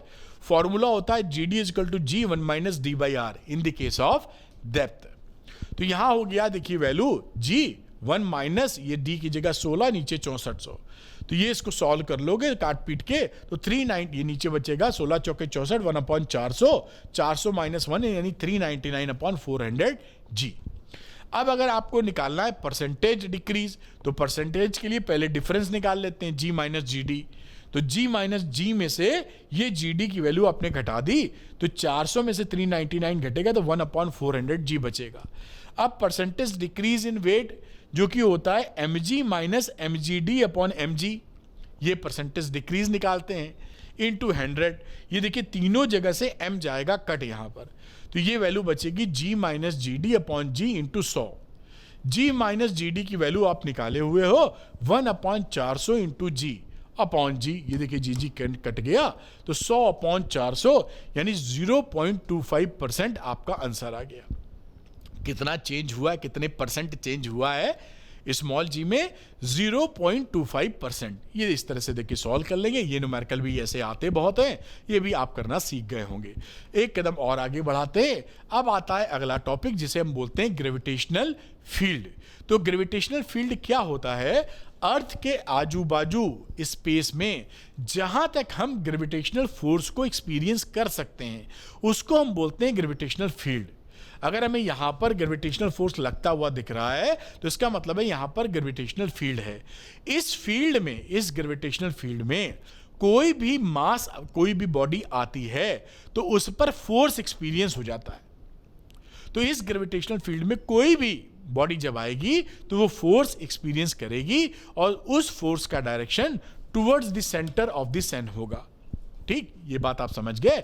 तो ग्रेविटेशनल फील्ड क्या है, अराउंड, अगर मैं अर्थ की बात कर लूं तो अर्थ के अराउंड स्पेस में जहां तक आप फोर्स ऑफ अट्रैक्शन या ग्रेविटेशनल फोर्स फील कर सकते हैं या महसूस कर सकते हैं वो उसका फील्ड है। फील्ड पे आने पर किसी बॉडी पे फोर्स लगने वाला है सेंटर ऑफ द अर्थ की तरफ। अब हम ये जानने की कोशिश करेंगे कि इंटेंसिटी ऑफ ग्रेविटेशनल फील्ड कितनी होती है। Gravitational field as a concept तो समझ गए, लेकिन ग्रेविटेशनल फील्ड किसी की तगड़ी होगी, किसी की वीक होगी, तो इसको डिफर करने के लिए हम ग्रेविटेशनल फील्ड इंटेंसिटी का जिक्र करते हैं। यहां पर लिखा है, इसका मतलब सिंपल मतलब यह है कि एक छोटा सा मास अगर किसी बॉडी के ग्रेविटेशनल फील्ड में है, यह मास इससे काफी छोटा होना चाहिए जैसे इसकी फील्ड को डिस्टर्ब ना करे। तो अगर कोई छोटा सा मास किसी बड़े मास की ग्रेविटेशनल फील्ड में है, तो जितना फोर्स पर यूनिट मास वो एक्सपीरियंस कर रहा है उसी को ग्रेविटेशनल फील्ड आप बोलते हो। तो E की जो वैल्यू है F/m, force experienced by unit mass, तो फोर्स को मास से डिवाइड कर दीजिए और वो वैल्यू हो जाएगी E=F/m। यहां पर जो ग्रेविटेशनल फील्ड का डायरेक्शन होता है, जिस डायरेक्शन में फोर्स लगता है उसी डायरेक्शन में ग्रेविटेशनल फील्ड होती है। ये समझ गए आप? ग्रेविटेशनल फील्ड क्या है? Force per unit mass. अब यहां पर थोड़ा सा अगर हम बात करें, according to gravitational force, Newton's law of gravitation, F होता है G(m1m2)/r², तो capital G capital M m/r²। अब यहां पर देखिए E की वैल्यू F/m लिखी हुई है ग्रेविटेशनल फील्ड को डिफाइन करने के लिए, तो ये F की वैल्यू यहां रख दी Gmm/r², ये m से डिवाइड करेंगे, ये m कैंसिल हो जाएगा, तो यहां पर जो ग्रेविटेशनल फील्ड की वैल्यू आई वो Gm/r² हो गई। तो ये वैल्यू आप याद कर लीजिए कि ग्रेविटेशनल फील्ड का जो फॉर्मूला है ये तो डेफिनेशन के हिसाब से है ही, और यहां पर कैपिटल Gm/r² हो जाएगा। यहां पर मास, जिस भी प्लेनेट की आप चर्चा कर रहे हैं या जिस भी मास की चर्चा कर रहे हैं, उसका मास और उसी की रेडियस। तो और यहां पर r की वैल्यू अगर इन्फिनिटी कर देते हैं, r बढ़ाते चले जाए, तो इलेक्ट्रिक यहां पे जो ग्रेविटेशनल फील्ड है वो शून्य हो जाएगा। तो इन्फिनिटी डिस्टेंस पर जो इसका फील्ड होगा वो जीरो मिलेगा। तो अर्थ की अगर हम बात करें तो अर्थ के पास में इलेक्ट्रिक ग्रेविटेशनल फील्ड मिलेगा, और इन्फिनिटली दूर चले जाएंगे तो ग्रेविटेशनल फील्ड वहां जीरो हो जाएगा, r इन्फिनिटी पे। ये भी आप समझे होंगे। अब ग्रेविटेशनल पोटेंशियल एनर्जी की बात करते हैं, तो ग्रेविटेशनल पोटेंशियल एनर्जी क्या होता है कि किसी भी मास को इन्फिनिटी से किसी पॉइंट तक लाने में जितना वर्क डन हम करते हैं वही उसकी ग्रेविटेशनल पोटेंशियल एनर्जी हो जाती है। यही बात इसके अंदर लिखी है, फिर से रिपीट कर रहे हैं, gravitational potential energy at that point पे डिफाइन कर रहे हैं। तो GPE ग्रेविटेशनल पोटेंशियल एनर्जी किसे बोलेंगे? किसी मास को इन्फिनिटी से इस पॉइंट तक या P पॉइंट तक लाने में जितना वर्क डन हमको करना पड़ा वो ग्रेविटेशनल पोटेंशियल एनर्जी होता है P पॉइंट के ऊपर इस मास स्मॉल m का। ठीक, इसी बात को हम लोग यहां पर अभी लिखेंगे और इसको डेराइव भी करेंगे। कितना होता है ग्रेविटेशनल पोटेंशियल एनर्जी? U से रिप्रेजेंट करते हैं, उसकी वैल्यू होती है -G(m)m/r। ये है ग्रेविटेशनल पोटेंशियल एनर्जी। ये इसका डेरिवेशन करेंगे अर्थ के कॉन्टेक्स्ट में, अब ये दिखाएंगे आपको। निगेटिव साइन क्या शो कर रहा है कि gravitational attraction between earth and body. ये निगेटिव साइन का मतलब है कि बॉडी और अर्थ के बीच में ग्रेविटेशनल अट्रैक्शन हो रहा है। ठीक, एज आर इंक्रीजेस, यहां पर देखिए जो आर बढ़ाओगे तो यू की वैल्यू कितनी हो जाएगी? निगेटिव में कम हो जाएगी, और आर जब पहुंच जाएगा इंफिनिटी तो ये जीरो हो जाएगी। तो ये मैक्सिमम होती है, जीरो को मैक्सिमम कहा जा रहा है क्योंकि बाकी वैल्यूज निगेटिव हैं। तो मैक्सिमम ग्रेविटेशनल पोटेंशियल एनर्जी कहां मिली? इंफिनिटी के ऊपर, जहां पर जीरो है वो। ठीक है, बाकी जैसे जैसे पास लाओगे निगेटिव होती चली जाएगी, यानी कि घटती चली जाएगी। ये बात यह लिखा है कि ग्रेविटेशनल पोटेंशियल एनर्जी कहां मैक्सिमम होगी? इंफिनिटी पर, जिसकी वैल्यू शून्य होगी ग्रेविटेशनल पोटेंशियल एनर्जी की। अब इस बात में हम डेरिवेशन करेंगे इस फॉर्मूले का ग्रेविटेशनल पोटेंशियल एनर्जी का। तो यहां पर हमने आपको समझाने के लिए अर्थ ले ली है, और इस P पॉइंट पर हम GPE या ग्रेविटेशनल पोटेंशियल एनर्जी निकालना चाहते हैं। वो कैसे निकालेंगे? इंफिनिटी से m मास P तक लाएंगे, वही GPE हो जाएगा। लेकिन चक्कर क्या है कि जैसे जैसे हम आगे लाते जाएंगे हम देखेंगे जो अर्थ इस पे फोर्स लगाता है वो बदलता जाता है, क्योंकि फोर्स में F equal to G m1m2 upon are square होता है। जैसे जैसे आर बदलेगा फोर्स बदलेगा। तो वर्क डन हम सीधे फोर्स इंटू डिस्प्लेसमेंट से नहीं निकाल सकते, क्योंकि फोर्स कांस्टेंट नहीं है यहां पर, इसलिए हमको कैलकुलस का सहारा लेना पड़ेगा। समझे ना, force into displacement work done का फॉर्मूला होता है, लेकिन वो तभी होता है जब फोर्स कांस्टेंट हो। यहां पे फोर्स कांस्टेंट नहीं है, जैसे जैसे आप आगे बढ़ेंगे अर्थ जो फोर्स लगाएगा वो बदलता चला जाएगा, वेरिएबल फोर्स है। तो इसको देखते हुए चीजें समझते हैं। Calculating GPE of body of mass m at located at point P, यहां पर कोई मास m है, उसका हम जीपी या ग्रेविटेशनल पोटेंशियल एनर्जी निकालना चाहते हैं। ये जो P पॉइंट है ये इसके सेंटर से स्मॉल r डिस्टेंस दूर है, और स्मॉल r की वैल्यू उसकी रेडियस से बड़ी है, यानी अर्थ के बाहर है। अब यहां पर सपोज एट एनी, अभी क्योंकि कैलकुलस लगाने के लिए हम ये मान रहे हैं कि मान लीजिए कोई ये जो मास m था वो किसी क्षण पॉइंट A पर था, और A कितना दूर है सेंटर से, x दूरी पर। ये सेंटर से x दूरी पर A पॉइंट है, वहां पर ये मास था। अब छोटा सा अगर हमने डिस्टेंस या डिस्प्लेसमेंट कराया, अभी कराएंगे, यहां पर इसका ग्रेविटेशनल फोर्स देख लेते हैं कितना है। तो F की वैल्यू हो जाएगी G m1m2 upon are square. R की जगह यहां पर ये x जो है ये x स्क्वायर आ गया।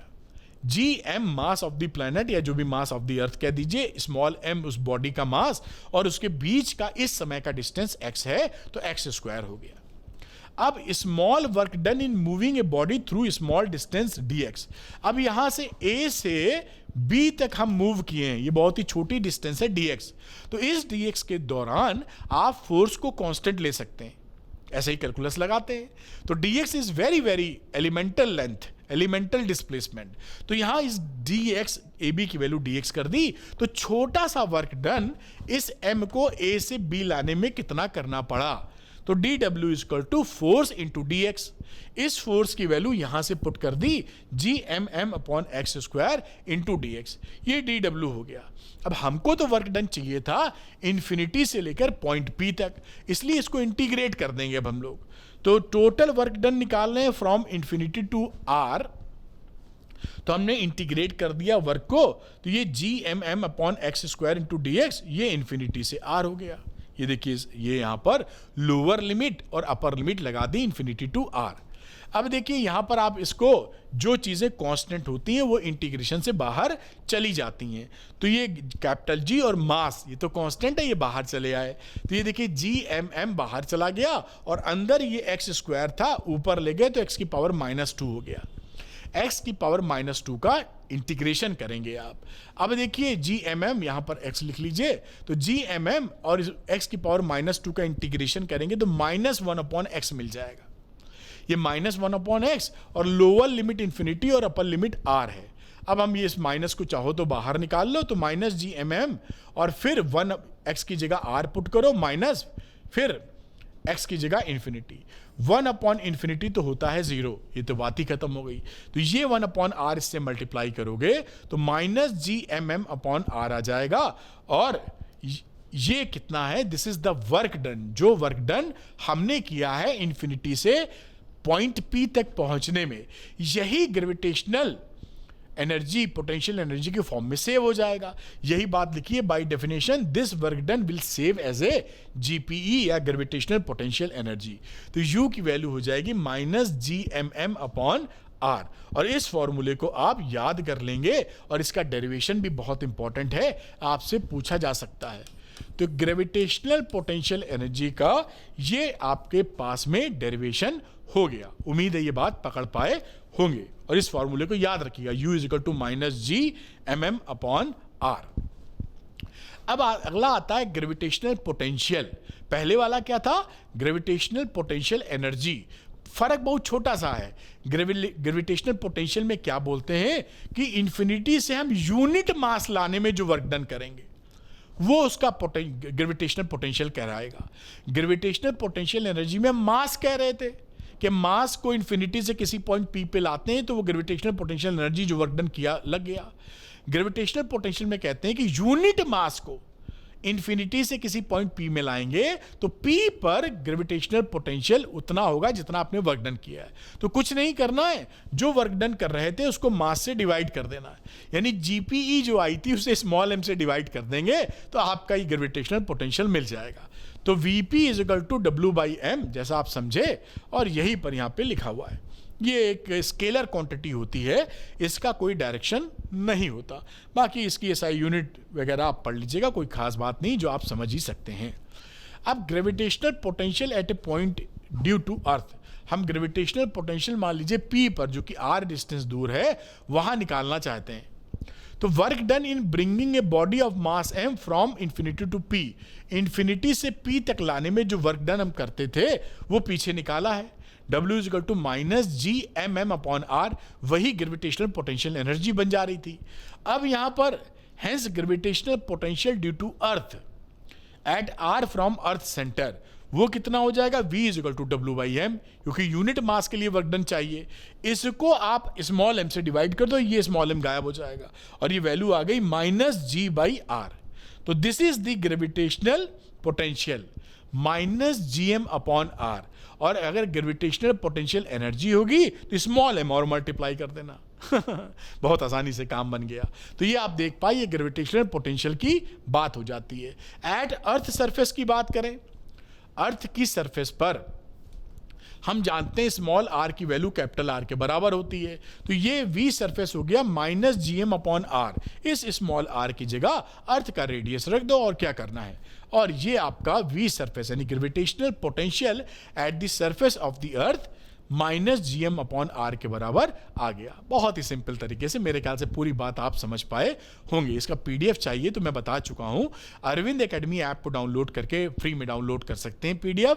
वीडियो के शुरू में मैंने बताया है कि कैसे PDF को डाउनलोड करना है, देख लीजिएगा अगर आप चाहते हैं कि आपको PDF इसका मिले तो। Relation between gravitational potential energy and gravitational potential, GPE और ग्रेविटेशनल पोटेंशियल में क्या रिलेशन होगा? तो आप देख रहे हैं कि ग्रेविटेशनल पोटेंशियल एनर्जी थी -Gmm/r, और यहां पर इसको लिख सकते हो -Gm/r, इस m को दूर कर दो। अब यहां पर देख पाए ये GPE है और ये क्या है? Gravitational potential. हो गया रिलेशन कि gravitational potential energy is equal to gravitational potential into m, यानी मास। खत्म, दिस इज द रिलेशन। ध्यान रखिए, कहीं पूछा जाए लिख दीजिए, वरना डराइव तो आप कर ही ले गए हैं। अब एक कदम आगे और चलते हैं, हम चर्चा करेंगे एस्केप वेलोसिटी की। तो पहले समझते हैं कि एस्केप वेलोसिटी होती क्या है। देखिए, अब समझने के लिए मान लीजिए अर्थ का एग्जांपल लेते हैं। एस्केप वेलोसिटी तो किसी भी प्लेनेट पे ली जा सकती है। अगर अर्थ पे कोई चीज आप उछालते हैं बहुत तेजी से, बॉल उछाली तो बॉल नीचे गिर जाती है। मान लीजिए कस के उछाली तो गिर गई, और बहुत तेज उछाली तो थोड़ी देर बाद गिरी और ऊंची चली गई। तो यही दिखाया कि मान लीजिए तोप से गोला दागा तो यहां पे आके टपक गया, गिर गया, और कसके दागा तो यहां आके गिर गया फास्टर, स्लो फास्टर, और इतना कसके दागा खूब कसके तो ऐसा हो सकता है कि गोला अर्थ पे गिरे नहीं, इसका गोल गोल चक्कर लगाने लगे।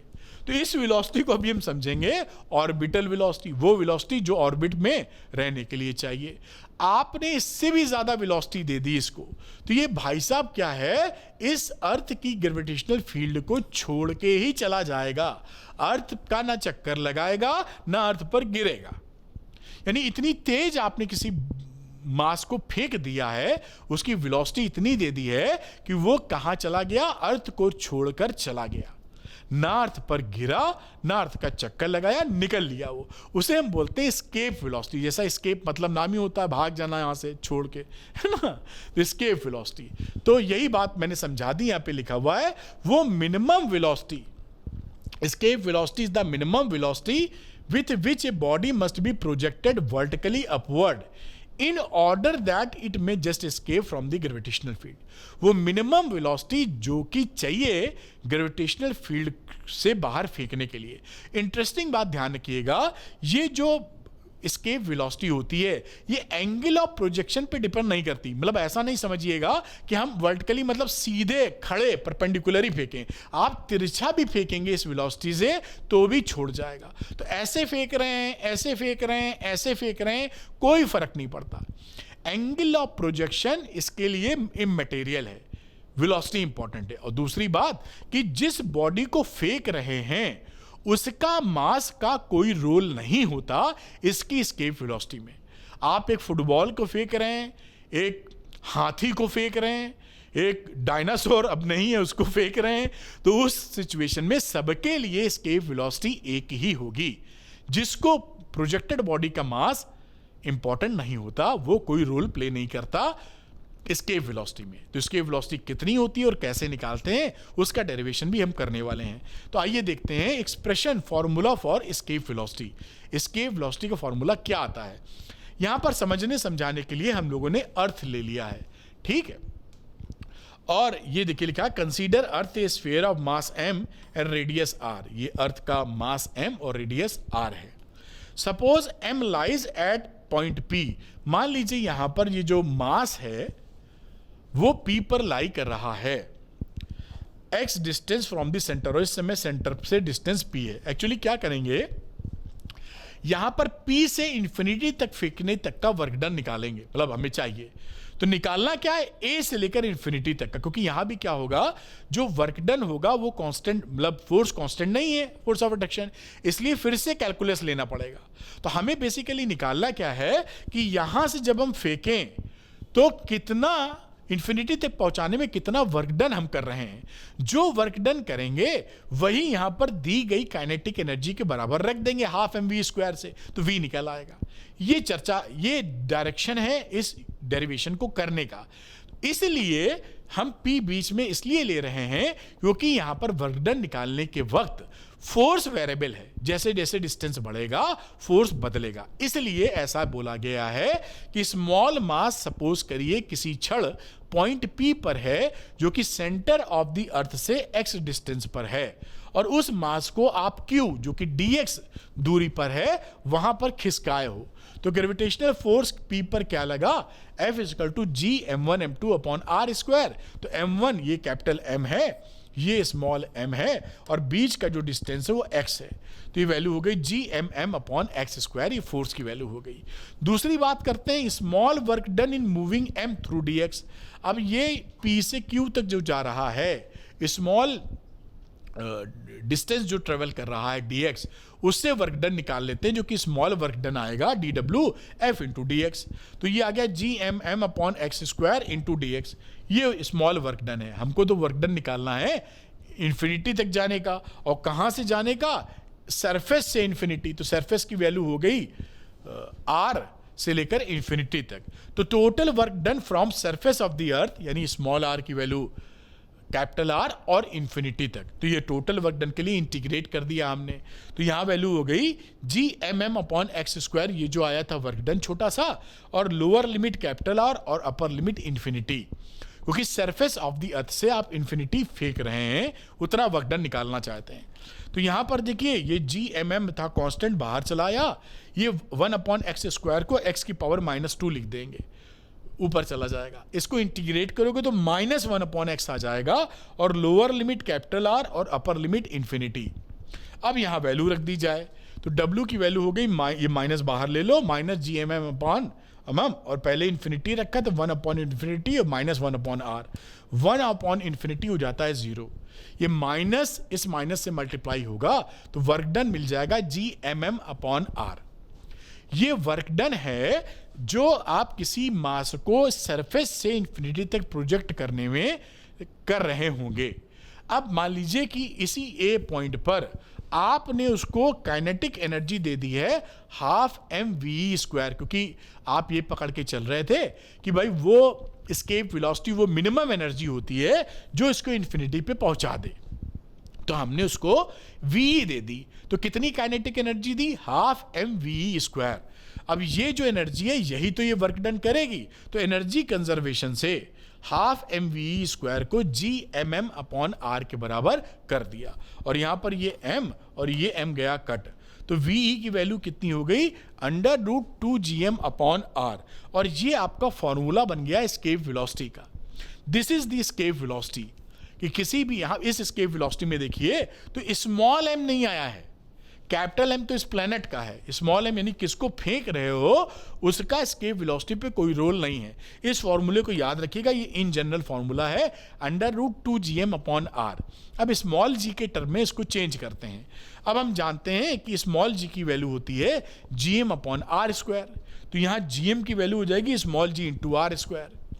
ये देखिए gm की वैल्यू हो गई यहाँ से g इंटू r²।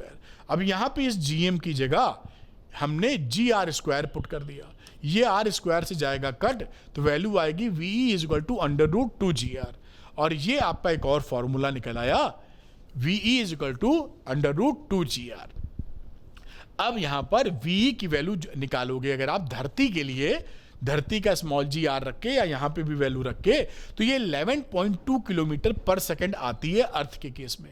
यानी किसी भी बॉडी को, हाथी को, बॉल को, आपको, हमको, रॉकेट को अगर हम 11.2 किलोमीटर पर सेकंड से प्रोजेक्शन कर दें तो ये क्या करेगा, ये अर्थ को छोड़कर ये बॉडी चला जाएगा।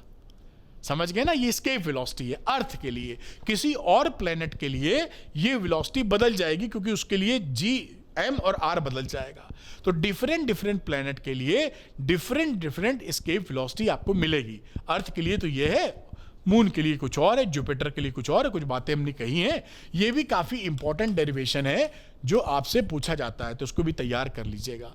कुछ इंपॉर्टेंट पॉइंट्स ले लेते हैं एस्केप वेलोसिटी के।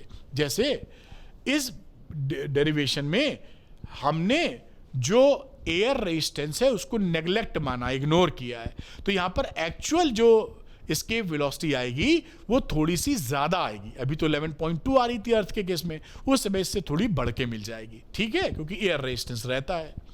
दूसरा, एंगल ऑफ प्रोजेक्शन पे मामला डिपेंड नहीं करता कि कैसे फेंक रहे हैं, वर्टिकल, हॉरिजॉन्टल, तिरछा, कैसे भी, लेकिन ये कि अगर प्लेनेट घूम रहा है तो जिस तरीके से घूम रहा है उसी डायरेक्शन में अगर आप फेंकोगे तो आप जल्दी एस्केप वेलोसिटी अचीव कर लोगे, क्योंकि रोटेशन है ना, जैसे अर्थ रोटेट कर रहा है, तो जिस डायरेक्शन में रोटेट, जिस सेंस में रोटेट कर रही है अर्थ, उसी सेंस में फेंक दो तो वीई एस्केप वेलोसिटी आसानी से अचीव की जा सकती है। बाकी एंगल ऑफ प्रोजेक्शन से कोई लेना देना इसका नहीं है। एस्केप वेलोसिटी डिफरेंट प्लैनेट्स के लिए डिफरेंट होती है, जैसे मैंने बताया कि एम और आर बदलते हैं, लेकिन कौन सी बॉडी फेंक रहे हो इससे कोई लेना देना नहीं। एस्केप वेलोसिटी सबके लिए सेम है, लेकिन अलग अलग प्लैनेट के लिए अलग अलग है। अब यहां पर जो ये बड़ा इंपॉर्टेंट है, इससे अक्सर सवाल आपके बनते हैं। अब ये बोला जाता है कि भाई जो प्लैनेट है उसके ऊपर एटमॉस्फेयर कैसे मिलता है, तो अगर वहां पे जो एयर मॉलिक्यूल्स है, मान लीजिए ऑक्सीजन, हाइड्रोजन या जो भी नाइट्रोजन जो भी हैं, उनका अगर रूट मीन स्क्वायर स्पीड, जो थर्मल स्पीड निकलता है, अगर एस्केप वेलोसिटी से कम है तो वो ठहर जाएंगे, भाग नहीं पाएंगे, तो एटमॉस्फेयर मिलेगा। अगर उसका रूट मीन स्क्वायर स्पीड इसकी एस्केप वेलोसिटी से ज्यादा है तो वहां से एस्केप कर जाएंगे, तो वहां आपको एटमॉस्फेयर नहीं मिलेगा। तो यही कारण है कि जो चंद्रमा है वहां पर आपको एटमॉस्फेयर नहीं मिलता, क्योंकि इसकी एस्केप वेलोसिटी बहुत कम होती है। तो इस कम होने की वजह से वो छोड़ के भाग जाते हैं, क्योंकि उसका रूट मीन स्क्वायर उससे ज्यादा होता है। ये देखिए, मून के लिए एस्केप वेलोसिटी की वैल्यू केवल 2.3 किलोमीटर पर सेकेंड है, और रूट मीन स्क्वायर स्पीड जो होती है मॉलिक्यूल्स की वो ज्यादा होती है, तो एटमॉस्फेयर नहीं बनता, वो मॉलिक्यूल्स एस्केप कर जाते हैं मून से। और जुपिटर की बात करें तो जुपिटर के केस में देखिए इसकी 60 किलोमीटर पर सेकेंड की एस्केप वेलोसिटी कोई बहुत ज्यादा है, तो यहां से जल्दी एयर का कोई मॉलिक्यूल निकल नहीं पाता, तो यहां पर थिक एटमॉस्फेयर आपको मिलता है। हल्के से हल्का जो हाइड्रोजन है वो भी इसको छोड़ के नहीं जा पाता जुपिटर को, क्योंकि इसकी एस्केप वेलोसिटी ज्यादा है। समझ गए ना, अगर एस्केप वेलोसिटी अगर रूट मीन स्क्वायर वेलोसिटी से कम है तो एटमॉस्फेयर नहीं बनेगा, एस्केप वेलोसिटी आरएमएस वेलोसिटी से अगर ज्यादा है तो एटमॉस्फेयर मिलेगा। सिंपल सी बात। उम्मीद है ये बात पकड़ पाए होंगे, ये चीज पूछी बहुत जाती है, पकड़े रहिएगा। अगला एक न्यूमेरिकल है, इसको हम लोग परफॉर्म करते हैं। तो यहां लिखा है Jupiter has a mass of 318 times that of the अर्थ। जो जुपिटर का मास है अर्थ से 318 गुना ज्यादा है, and its radius is 11.2 times, और रेडियस 11.2 टाइम्स है अर्थ से। Estimate the escape velocity of a body from Jupiter surface. Jupiter surface पे escape velocity क्या मिलेगी? Given that escape velocity earth surface पे 11.2 किलोमीटर पर सेकेंड है। 11.2 किलोमीटर पर सेकेंड अर्थ पर है, जुपिटर पे कितनी मिलेगी ये निकालना है, और जुपिटर का रेडियस और मास दे रखा है। तो एस्केप वेलोसिटी फ्रॉम अर्थ कितनी होती है, वीई की वैल्यू √2gm/r, इसकी वैल्यू दे रखी है 11.2 किलोमीटर पर सेकेंड। और जुपिटर की बात करें, एस्केप वेलोसिटी फ्रॉम जुपिटर, तो जुपिटर की वी डैश कितनी हो जाएगी, √2gm'/r', बात बराबर हुई। अब यहां m डैश यानी जुपिटर का जो मास है वो 318 गुना अर्थ के मास के बराबर है, और रेडियस 11.2 टाइम्स है, तो r डैश की वैल्यू 11.2r और m डैश की वैल्यू 318 m के बराबर। ये वैल्यू हम यहां पुट कर देते हैं, m डैश की जगह 318 m, r डैश की जगह 11.2 r, ये हमने यहां पर पुट कर दिया। अब यहां पर देखिए वी डैश कितना हो गया, ऐसे 2gm/r अलग कर लिया और ये 318/11.2 इधर लिख दिया, ये देख पा रहे होंगे आप। ये जो वैल्यू होती है √2gm/r, ये तो यहां पर अर्थ की एस्केप वेलोसिटी थी, और ये √318/11.2, तो अर्थ की एस्केप वेलोसिटी 11.2 किलोमीटर पर सेकेंड, और इस फैक्टर को √318/11.2 से मल्टीप्लाई कर दीजिए, ये वैल्यू मिलेगी 59.7 किलोमीटर पर सेकेंड, और यही इसकी भी एस्केप वेलोसिटी है जुपिटर की। तो देखिए कितनी ज़्यादा है, 60 के आसपास पहुंच गई। तो ये न्यूमेरिकल आपका बन जाता है बहुत आसानी से, और ऐसे ही न्यूमेरिकल आपके एग्जामिनेशन में आपको मिलेंगे। चलिए आगे की चर्चा करते हैं, ऑर्बिटल वेलोसिटी सीखने की तरफ जा रहे हैं, तो थोड़ा सा हम लोग सैटेलाइट के बारे में जानेंगे। प्रॉपर सैटेलाइट आपके कोर्स में अब नहीं है। तो सैटेलाइट क्या होता है, सैटेलाइट एक मास वाली बॉडी होती है जो हैवियर मास के अराउंड एक स्टेबल ऑर्बिट में अपने आप चक्कर लगाती रहती है। ठीक, तो एक मास वाली बॉडी हैवी मास वाली बॉडी के चारों तरफ चक्कर लगाती हुई मिलेगी। नेचुरल सैटेलाइट क्या है, जैसे कि मून अर्थ का चक्कर लगाता है अपने आप, और अर्थ चक्कर लगाती है सन का, तो मून सैटेलाइट अर्थ का भी है और कहें तो सन का भी है, क्योंकि अर्थ तो चक्कर सन का लगा ही रही है। ये देखिए आपको डायरेक्ट ये थोड़ा सा जानकारी के तौर पे, ये देखिए मून चक्कर लगा रहा है अर्थ का और अर्थ भी लगा रही है, तो ये नेचुरल सैटेलाइट है। धरती को सन का नेचुरल सैटेलाइट कह सकते हैं। आर्टिफिशियल सैटेलाइट होते हैं जो हम लोगों ने, इंसानों ने भेजे हैं। 1957 में रशिया ने पहला आर्टिफिशियल सैटेलाइट भेजा था, स्पुतनिक 1, और वो स्टेबल ऑर्बिट में चक्कर लगा रहा है। तो हमारे लिए सैटेलाइट क्या हुआ, जो किसी बड़ी बॉडी का, ज्यादा मास वाली बॉडी का चक्कर लगाए स्टेबल ऑर्बिट में। अब चक्कर लगाने के लिए कि उस स्टेबल ऑर्बिट में बना रहे, उसमें एक वेलोसिटी की जरूरत पड़ती है, उसी को बोलते हैं ऑर्बिटल वेलोसिटी। तो अब आ गया खेल हमारा ऑर्बिटल वेलोसिटी का। ये मान लीजिए अर्थ है और सैटेलाइट इसका गोल गोल चक्कर लगाना चाहता है इसी ऑर्बिट में, तो हमको ये जो वेलोसिटी देनी पड़ेगी, इसी को हम बोलेंगे ऑर्बिटल वेलोसिटी। तो ऑर्बिटल वेलोसिटी क्या है, orbital velocity the velocity at which a body revolves around another body. जिस वेलोसिटी से वो चक्कर लगा रही है किसी ज्यादा मास वाली बॉडी का, वही ऑर्बिटल वेलोसिटी है। ध्यान ये रखना है कि ये इस ऑर्बिट के लिए ये ऑर्बिटल वेलोसिटी है, यानी इसी स्टेबल ऑर्बिट में अगर चक्कर लगाना है तो v0 ये चाहिए होगी, दूसरी ऑर्बिट के लिए दूसरी ऑर्बिटल वेलोसिटी लगेगी। आप orbital velocity is the velocity required to put the satellite into its orbit around the earth. यानी इस ऑर्बिट में अगर आपको सैटेलाइट को स्थापित करना है तो इतनी वेलोसिटी आप देंगे तभी ये टिका रहेगा। अगर हम इससे ज्यादा की वेलोसिटी दे दें, ऑर्बिटल वेलोसिटी, या कम की दे दें, तो क्या होगा वो भी आपको दिखा देते हैं। ये देखिए, अगर आपने वही वेलोसिटी दी ऑर्बिटल, तो ये गोल गोल चक्कर लगाएगा सैटेलाइट। लेकिन अगर आपने ज्यादा स्पीड दे दी ऑर्बिटल से, तो इसकी ऑर्बिटल रेडियस बढ़ जाएगी। ये देखिए, ये स्टेबल ऑर्बिट था, ये ऐसे भागने लगेगा। और अगर आपने कम दे दी, v की वैल्यू ऑर्बिटल वेलोसिटी से कम दे दी, तो उस समय ऑर्बिटल रेडियस ही, जाना इसको ऐसे था लेकिन ये ऐसे चला गया। कहने का मतलब है कि किसी पर्टिकुलर ऑर्बिट में चक्कर अगर लगवाना है तो हमें उस ऑर्बिट के लिए जो ऑर्बिटल वेलोसिटी है वो उसको ऑफर करनी है, जैसे उसी ऑर्बिट में वो चक्कर लगाता रहे। समझ में आई होगी बात। अब हम इसका डेरिवेशन करेंगे, फॉर्मूला फॉर ऑर्बिटल वेलोसिटी। क्या फॉर्मूला निकलता है, तो यहां पर हम देख पाए अर्थ है और एक सैटेलाइट है जो अर्थ के सेंटर से r + h की डिस्टेंस पर है। तो यहां पर मास ऑफ द अर्थ हो गया capital M, radius of the earth हो गया कैपिटल आर, एम है mass of the satellite, small m की बात कर रहे हैं, वी नॉट है orbital velocity of the satellite, समझ पा रहे होंगे, एच है height above the earth surface, इस सरफेस से कितना ऊपर गए हो एच, ऑर्बिटल रेडियस कितना है सैटेलाइट का आर प्लस एच, वो तो सेंटर से लेते हो। अब देखिए force of gravity on satellite इस पे जो है ये अर्थ अपनी तरफ फोर्स ऑफ ग्रेविटी लगाएगा, वो कितना लगाता है G M one M two upon are square. तो ये G M one M two mass of earth और ये इस मास का सैटेलाइट और इसके बीच का ऑर्बिटल रेडियस है आर प्लस एच, तो आर प्लस एच का होल स्क्वायर, ये क्या है ग्रेविटेशनल फोर्स। यही ग्रेविटेशनल फोर्स आपको सेंटीपीटल फोर्स ऑफर करेगा। भाई इसको गोल गोल चक्कर लगाना है तो इसको सेंटीपीटल फोर्स चाहिए, सेंटीपीटल फोर्स की वैल्यू क्या होती है m v square by R, तो ये सेंटीपीटल फोर्स है एम वी नॉट स्क्वायर जो कि ऑर्बिटल वेलोसिटी है अपॉन आर यानी आर प्लस एच, ठीक है। अब इक्विलिब्रियम पोजीशन पर दोनों वैल्यू बराबर होनी चाहिए तभी स्टेबल ऑर्बिट मिलेगा, वहां चक्कर लगाता मिलेगा आपको। तो एफ सी बराबर एफ जी कर दो, ये एफ सी है और ये एफ जी है, बराबर कर दीजिए। तो m v naught square upon are plus H और G M M upon are plus h का होल स्क्वायर, ये आर प्लस एच को इस स्क्वायर से काट दो, स्मॉल एम को इस स्मॉल एम से काट दो, वी नॉट स्क्वायर आपको मिल गया G M upon are plus H. तो वी नॉट की वैल्यू क्या हो गई under root G M upon are plus H, और यही आपकी क्या है ऑर्बिटल वेलोसिटी।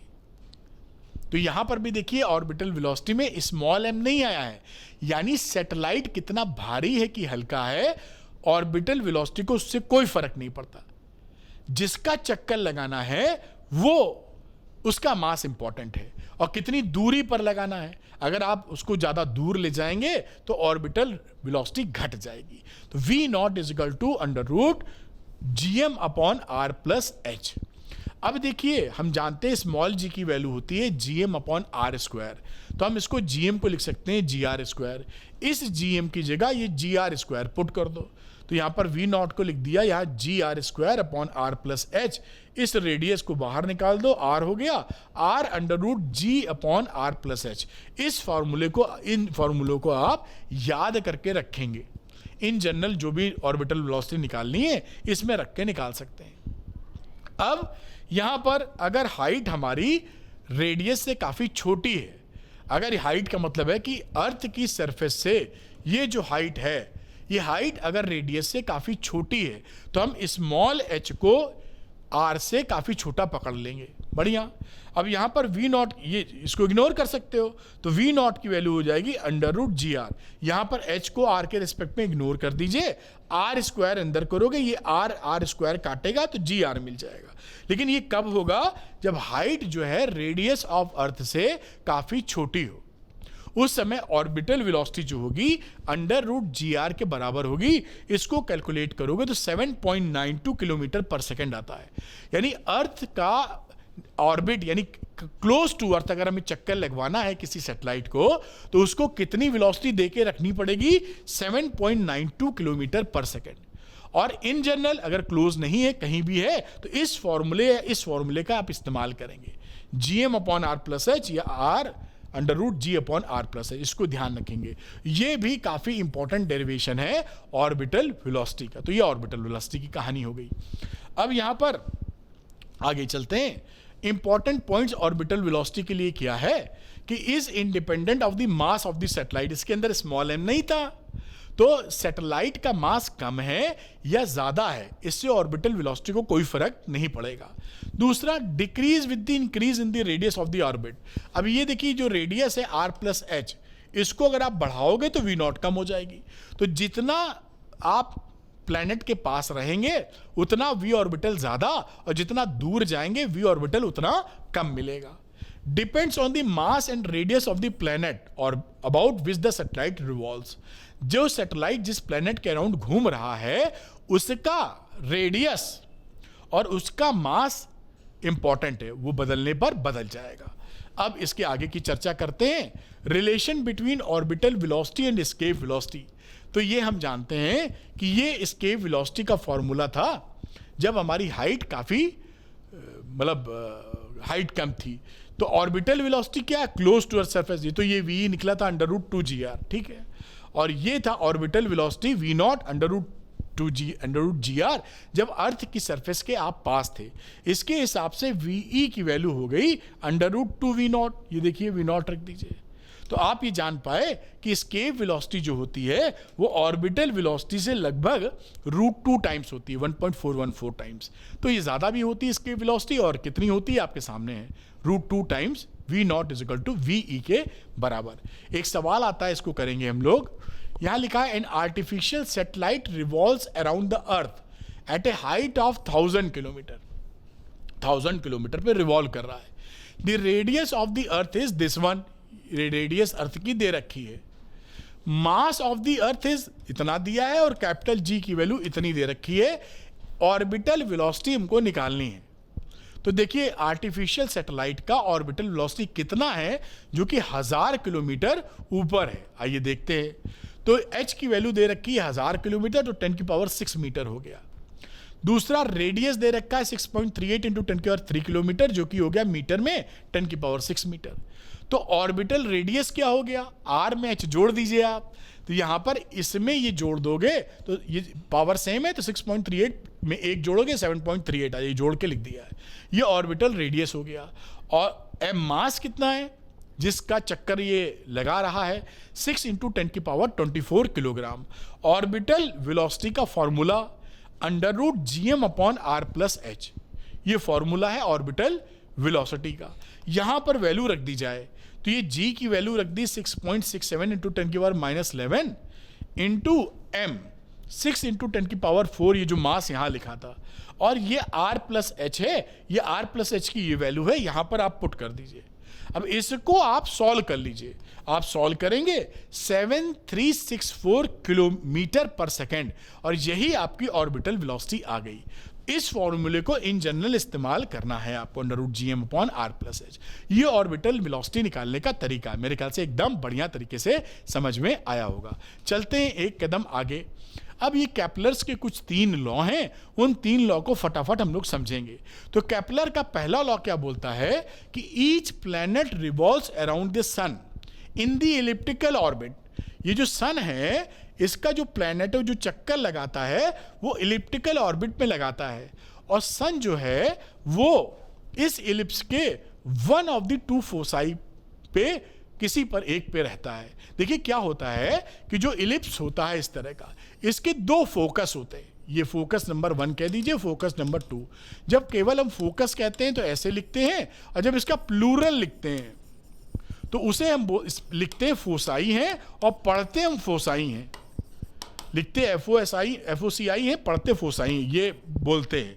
तो जब एक से ज़्यादा फोकस होते हैं तो फोसाई, तो इस इलिप्स के पास 2 फोकस होते हैं। तो जब ये चक्कर लगा रहा है आपका प्लैनेट अराउंड द सन, तो सन या तो यहाँ पर होगा या यहाँ पर होगा।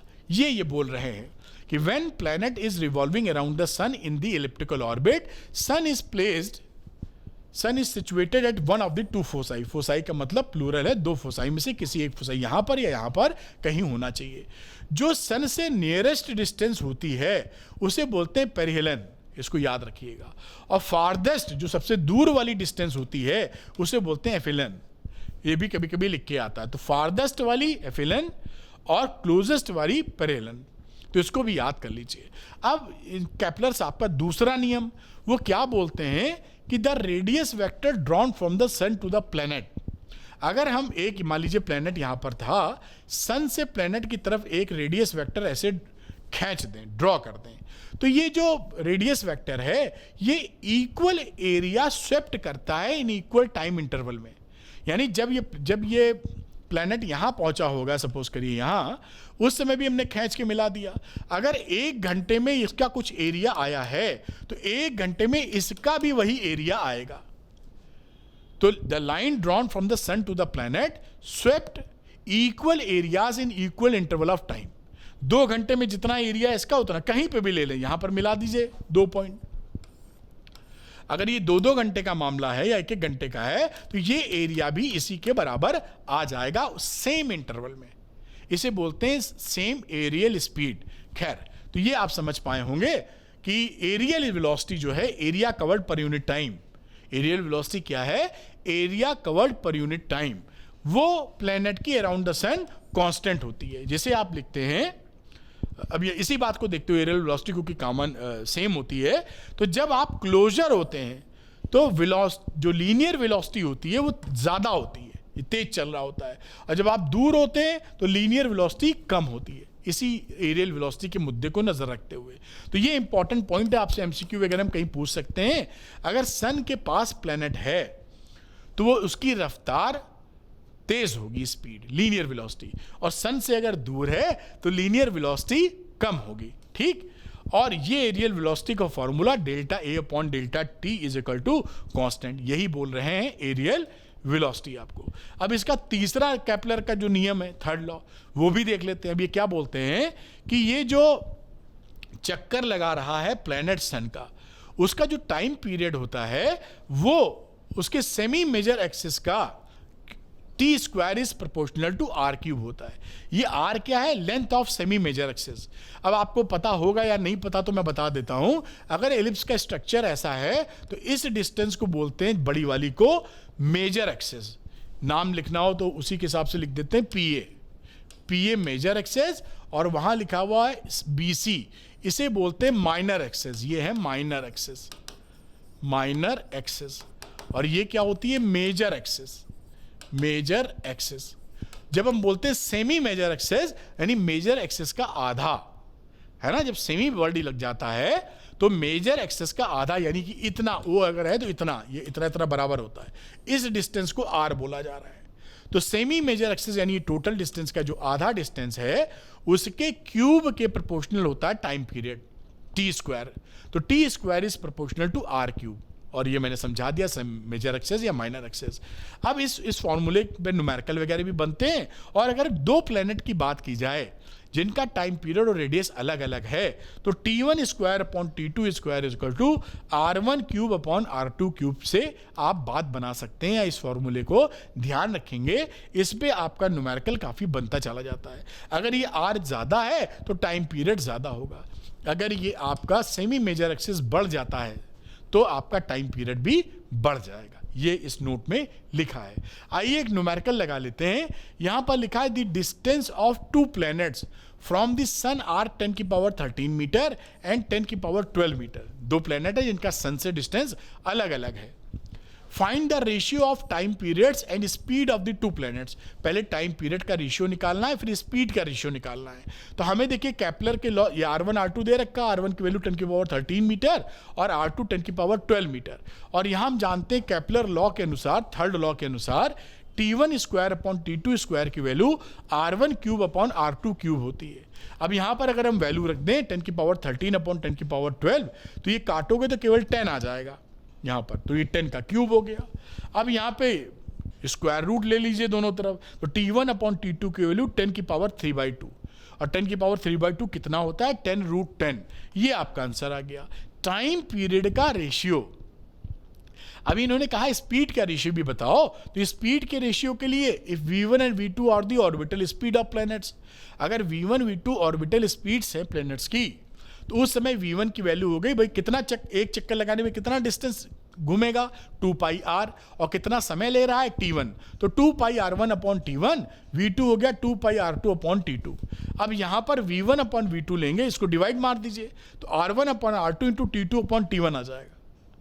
अब यहाँ पर ये देखिए R1 अपॉन R2 और T2 अपॉन T1 यहाँ से ले लीजिए, T2 अपॉन T1, इसका उल्टा मतलब, तो R2 अपॉन R1 का होल क्यूब। अब ये R1 अपॉन R2 और R2 अपॉन R1 को एडजस्ट कर दीजिए। ये जो है अगर पलट के लिखेंगे तो -1 लिख देंगे, आप जानते होंगे।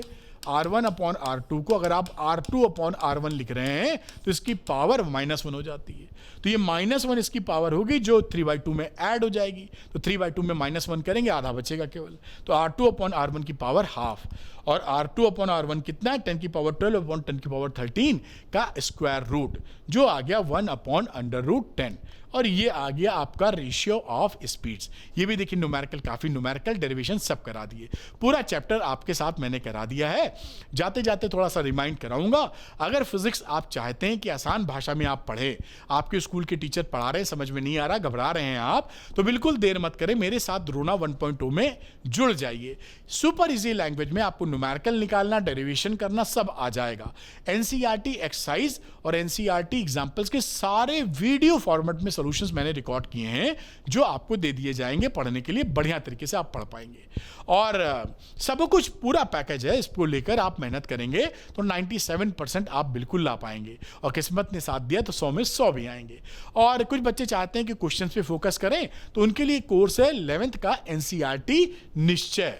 एनसीईआरटी निश्चय में क्या है, एनसीईआरटी एक्सरसाइज के वीडियोस हैं सारी किताब के 11th के, और एनसीईआरटी एग्जाम्पल्स के वीडियो सॉल्यूशन है। एग्जाम्पल एक्सरसाइज पूरी सॉल्व है, सुपरलेटिव एक्सप्लेनेशन के साथ, बहुत आसान एक्सप्लेनेशन के साथ। तो इन दोनों में से जो भी कोर्स, यानी द्रोणा 1.0 या एनसीईआरटी निश्चय, इन दोनों में से कोई कोर्स लेना चाहते हैं तो अरविंद एकेडमी ऐप को डाउनलोड कर लीजिए, डिस्क्रिप्शन में इसका लिंक मिलेगा आपको।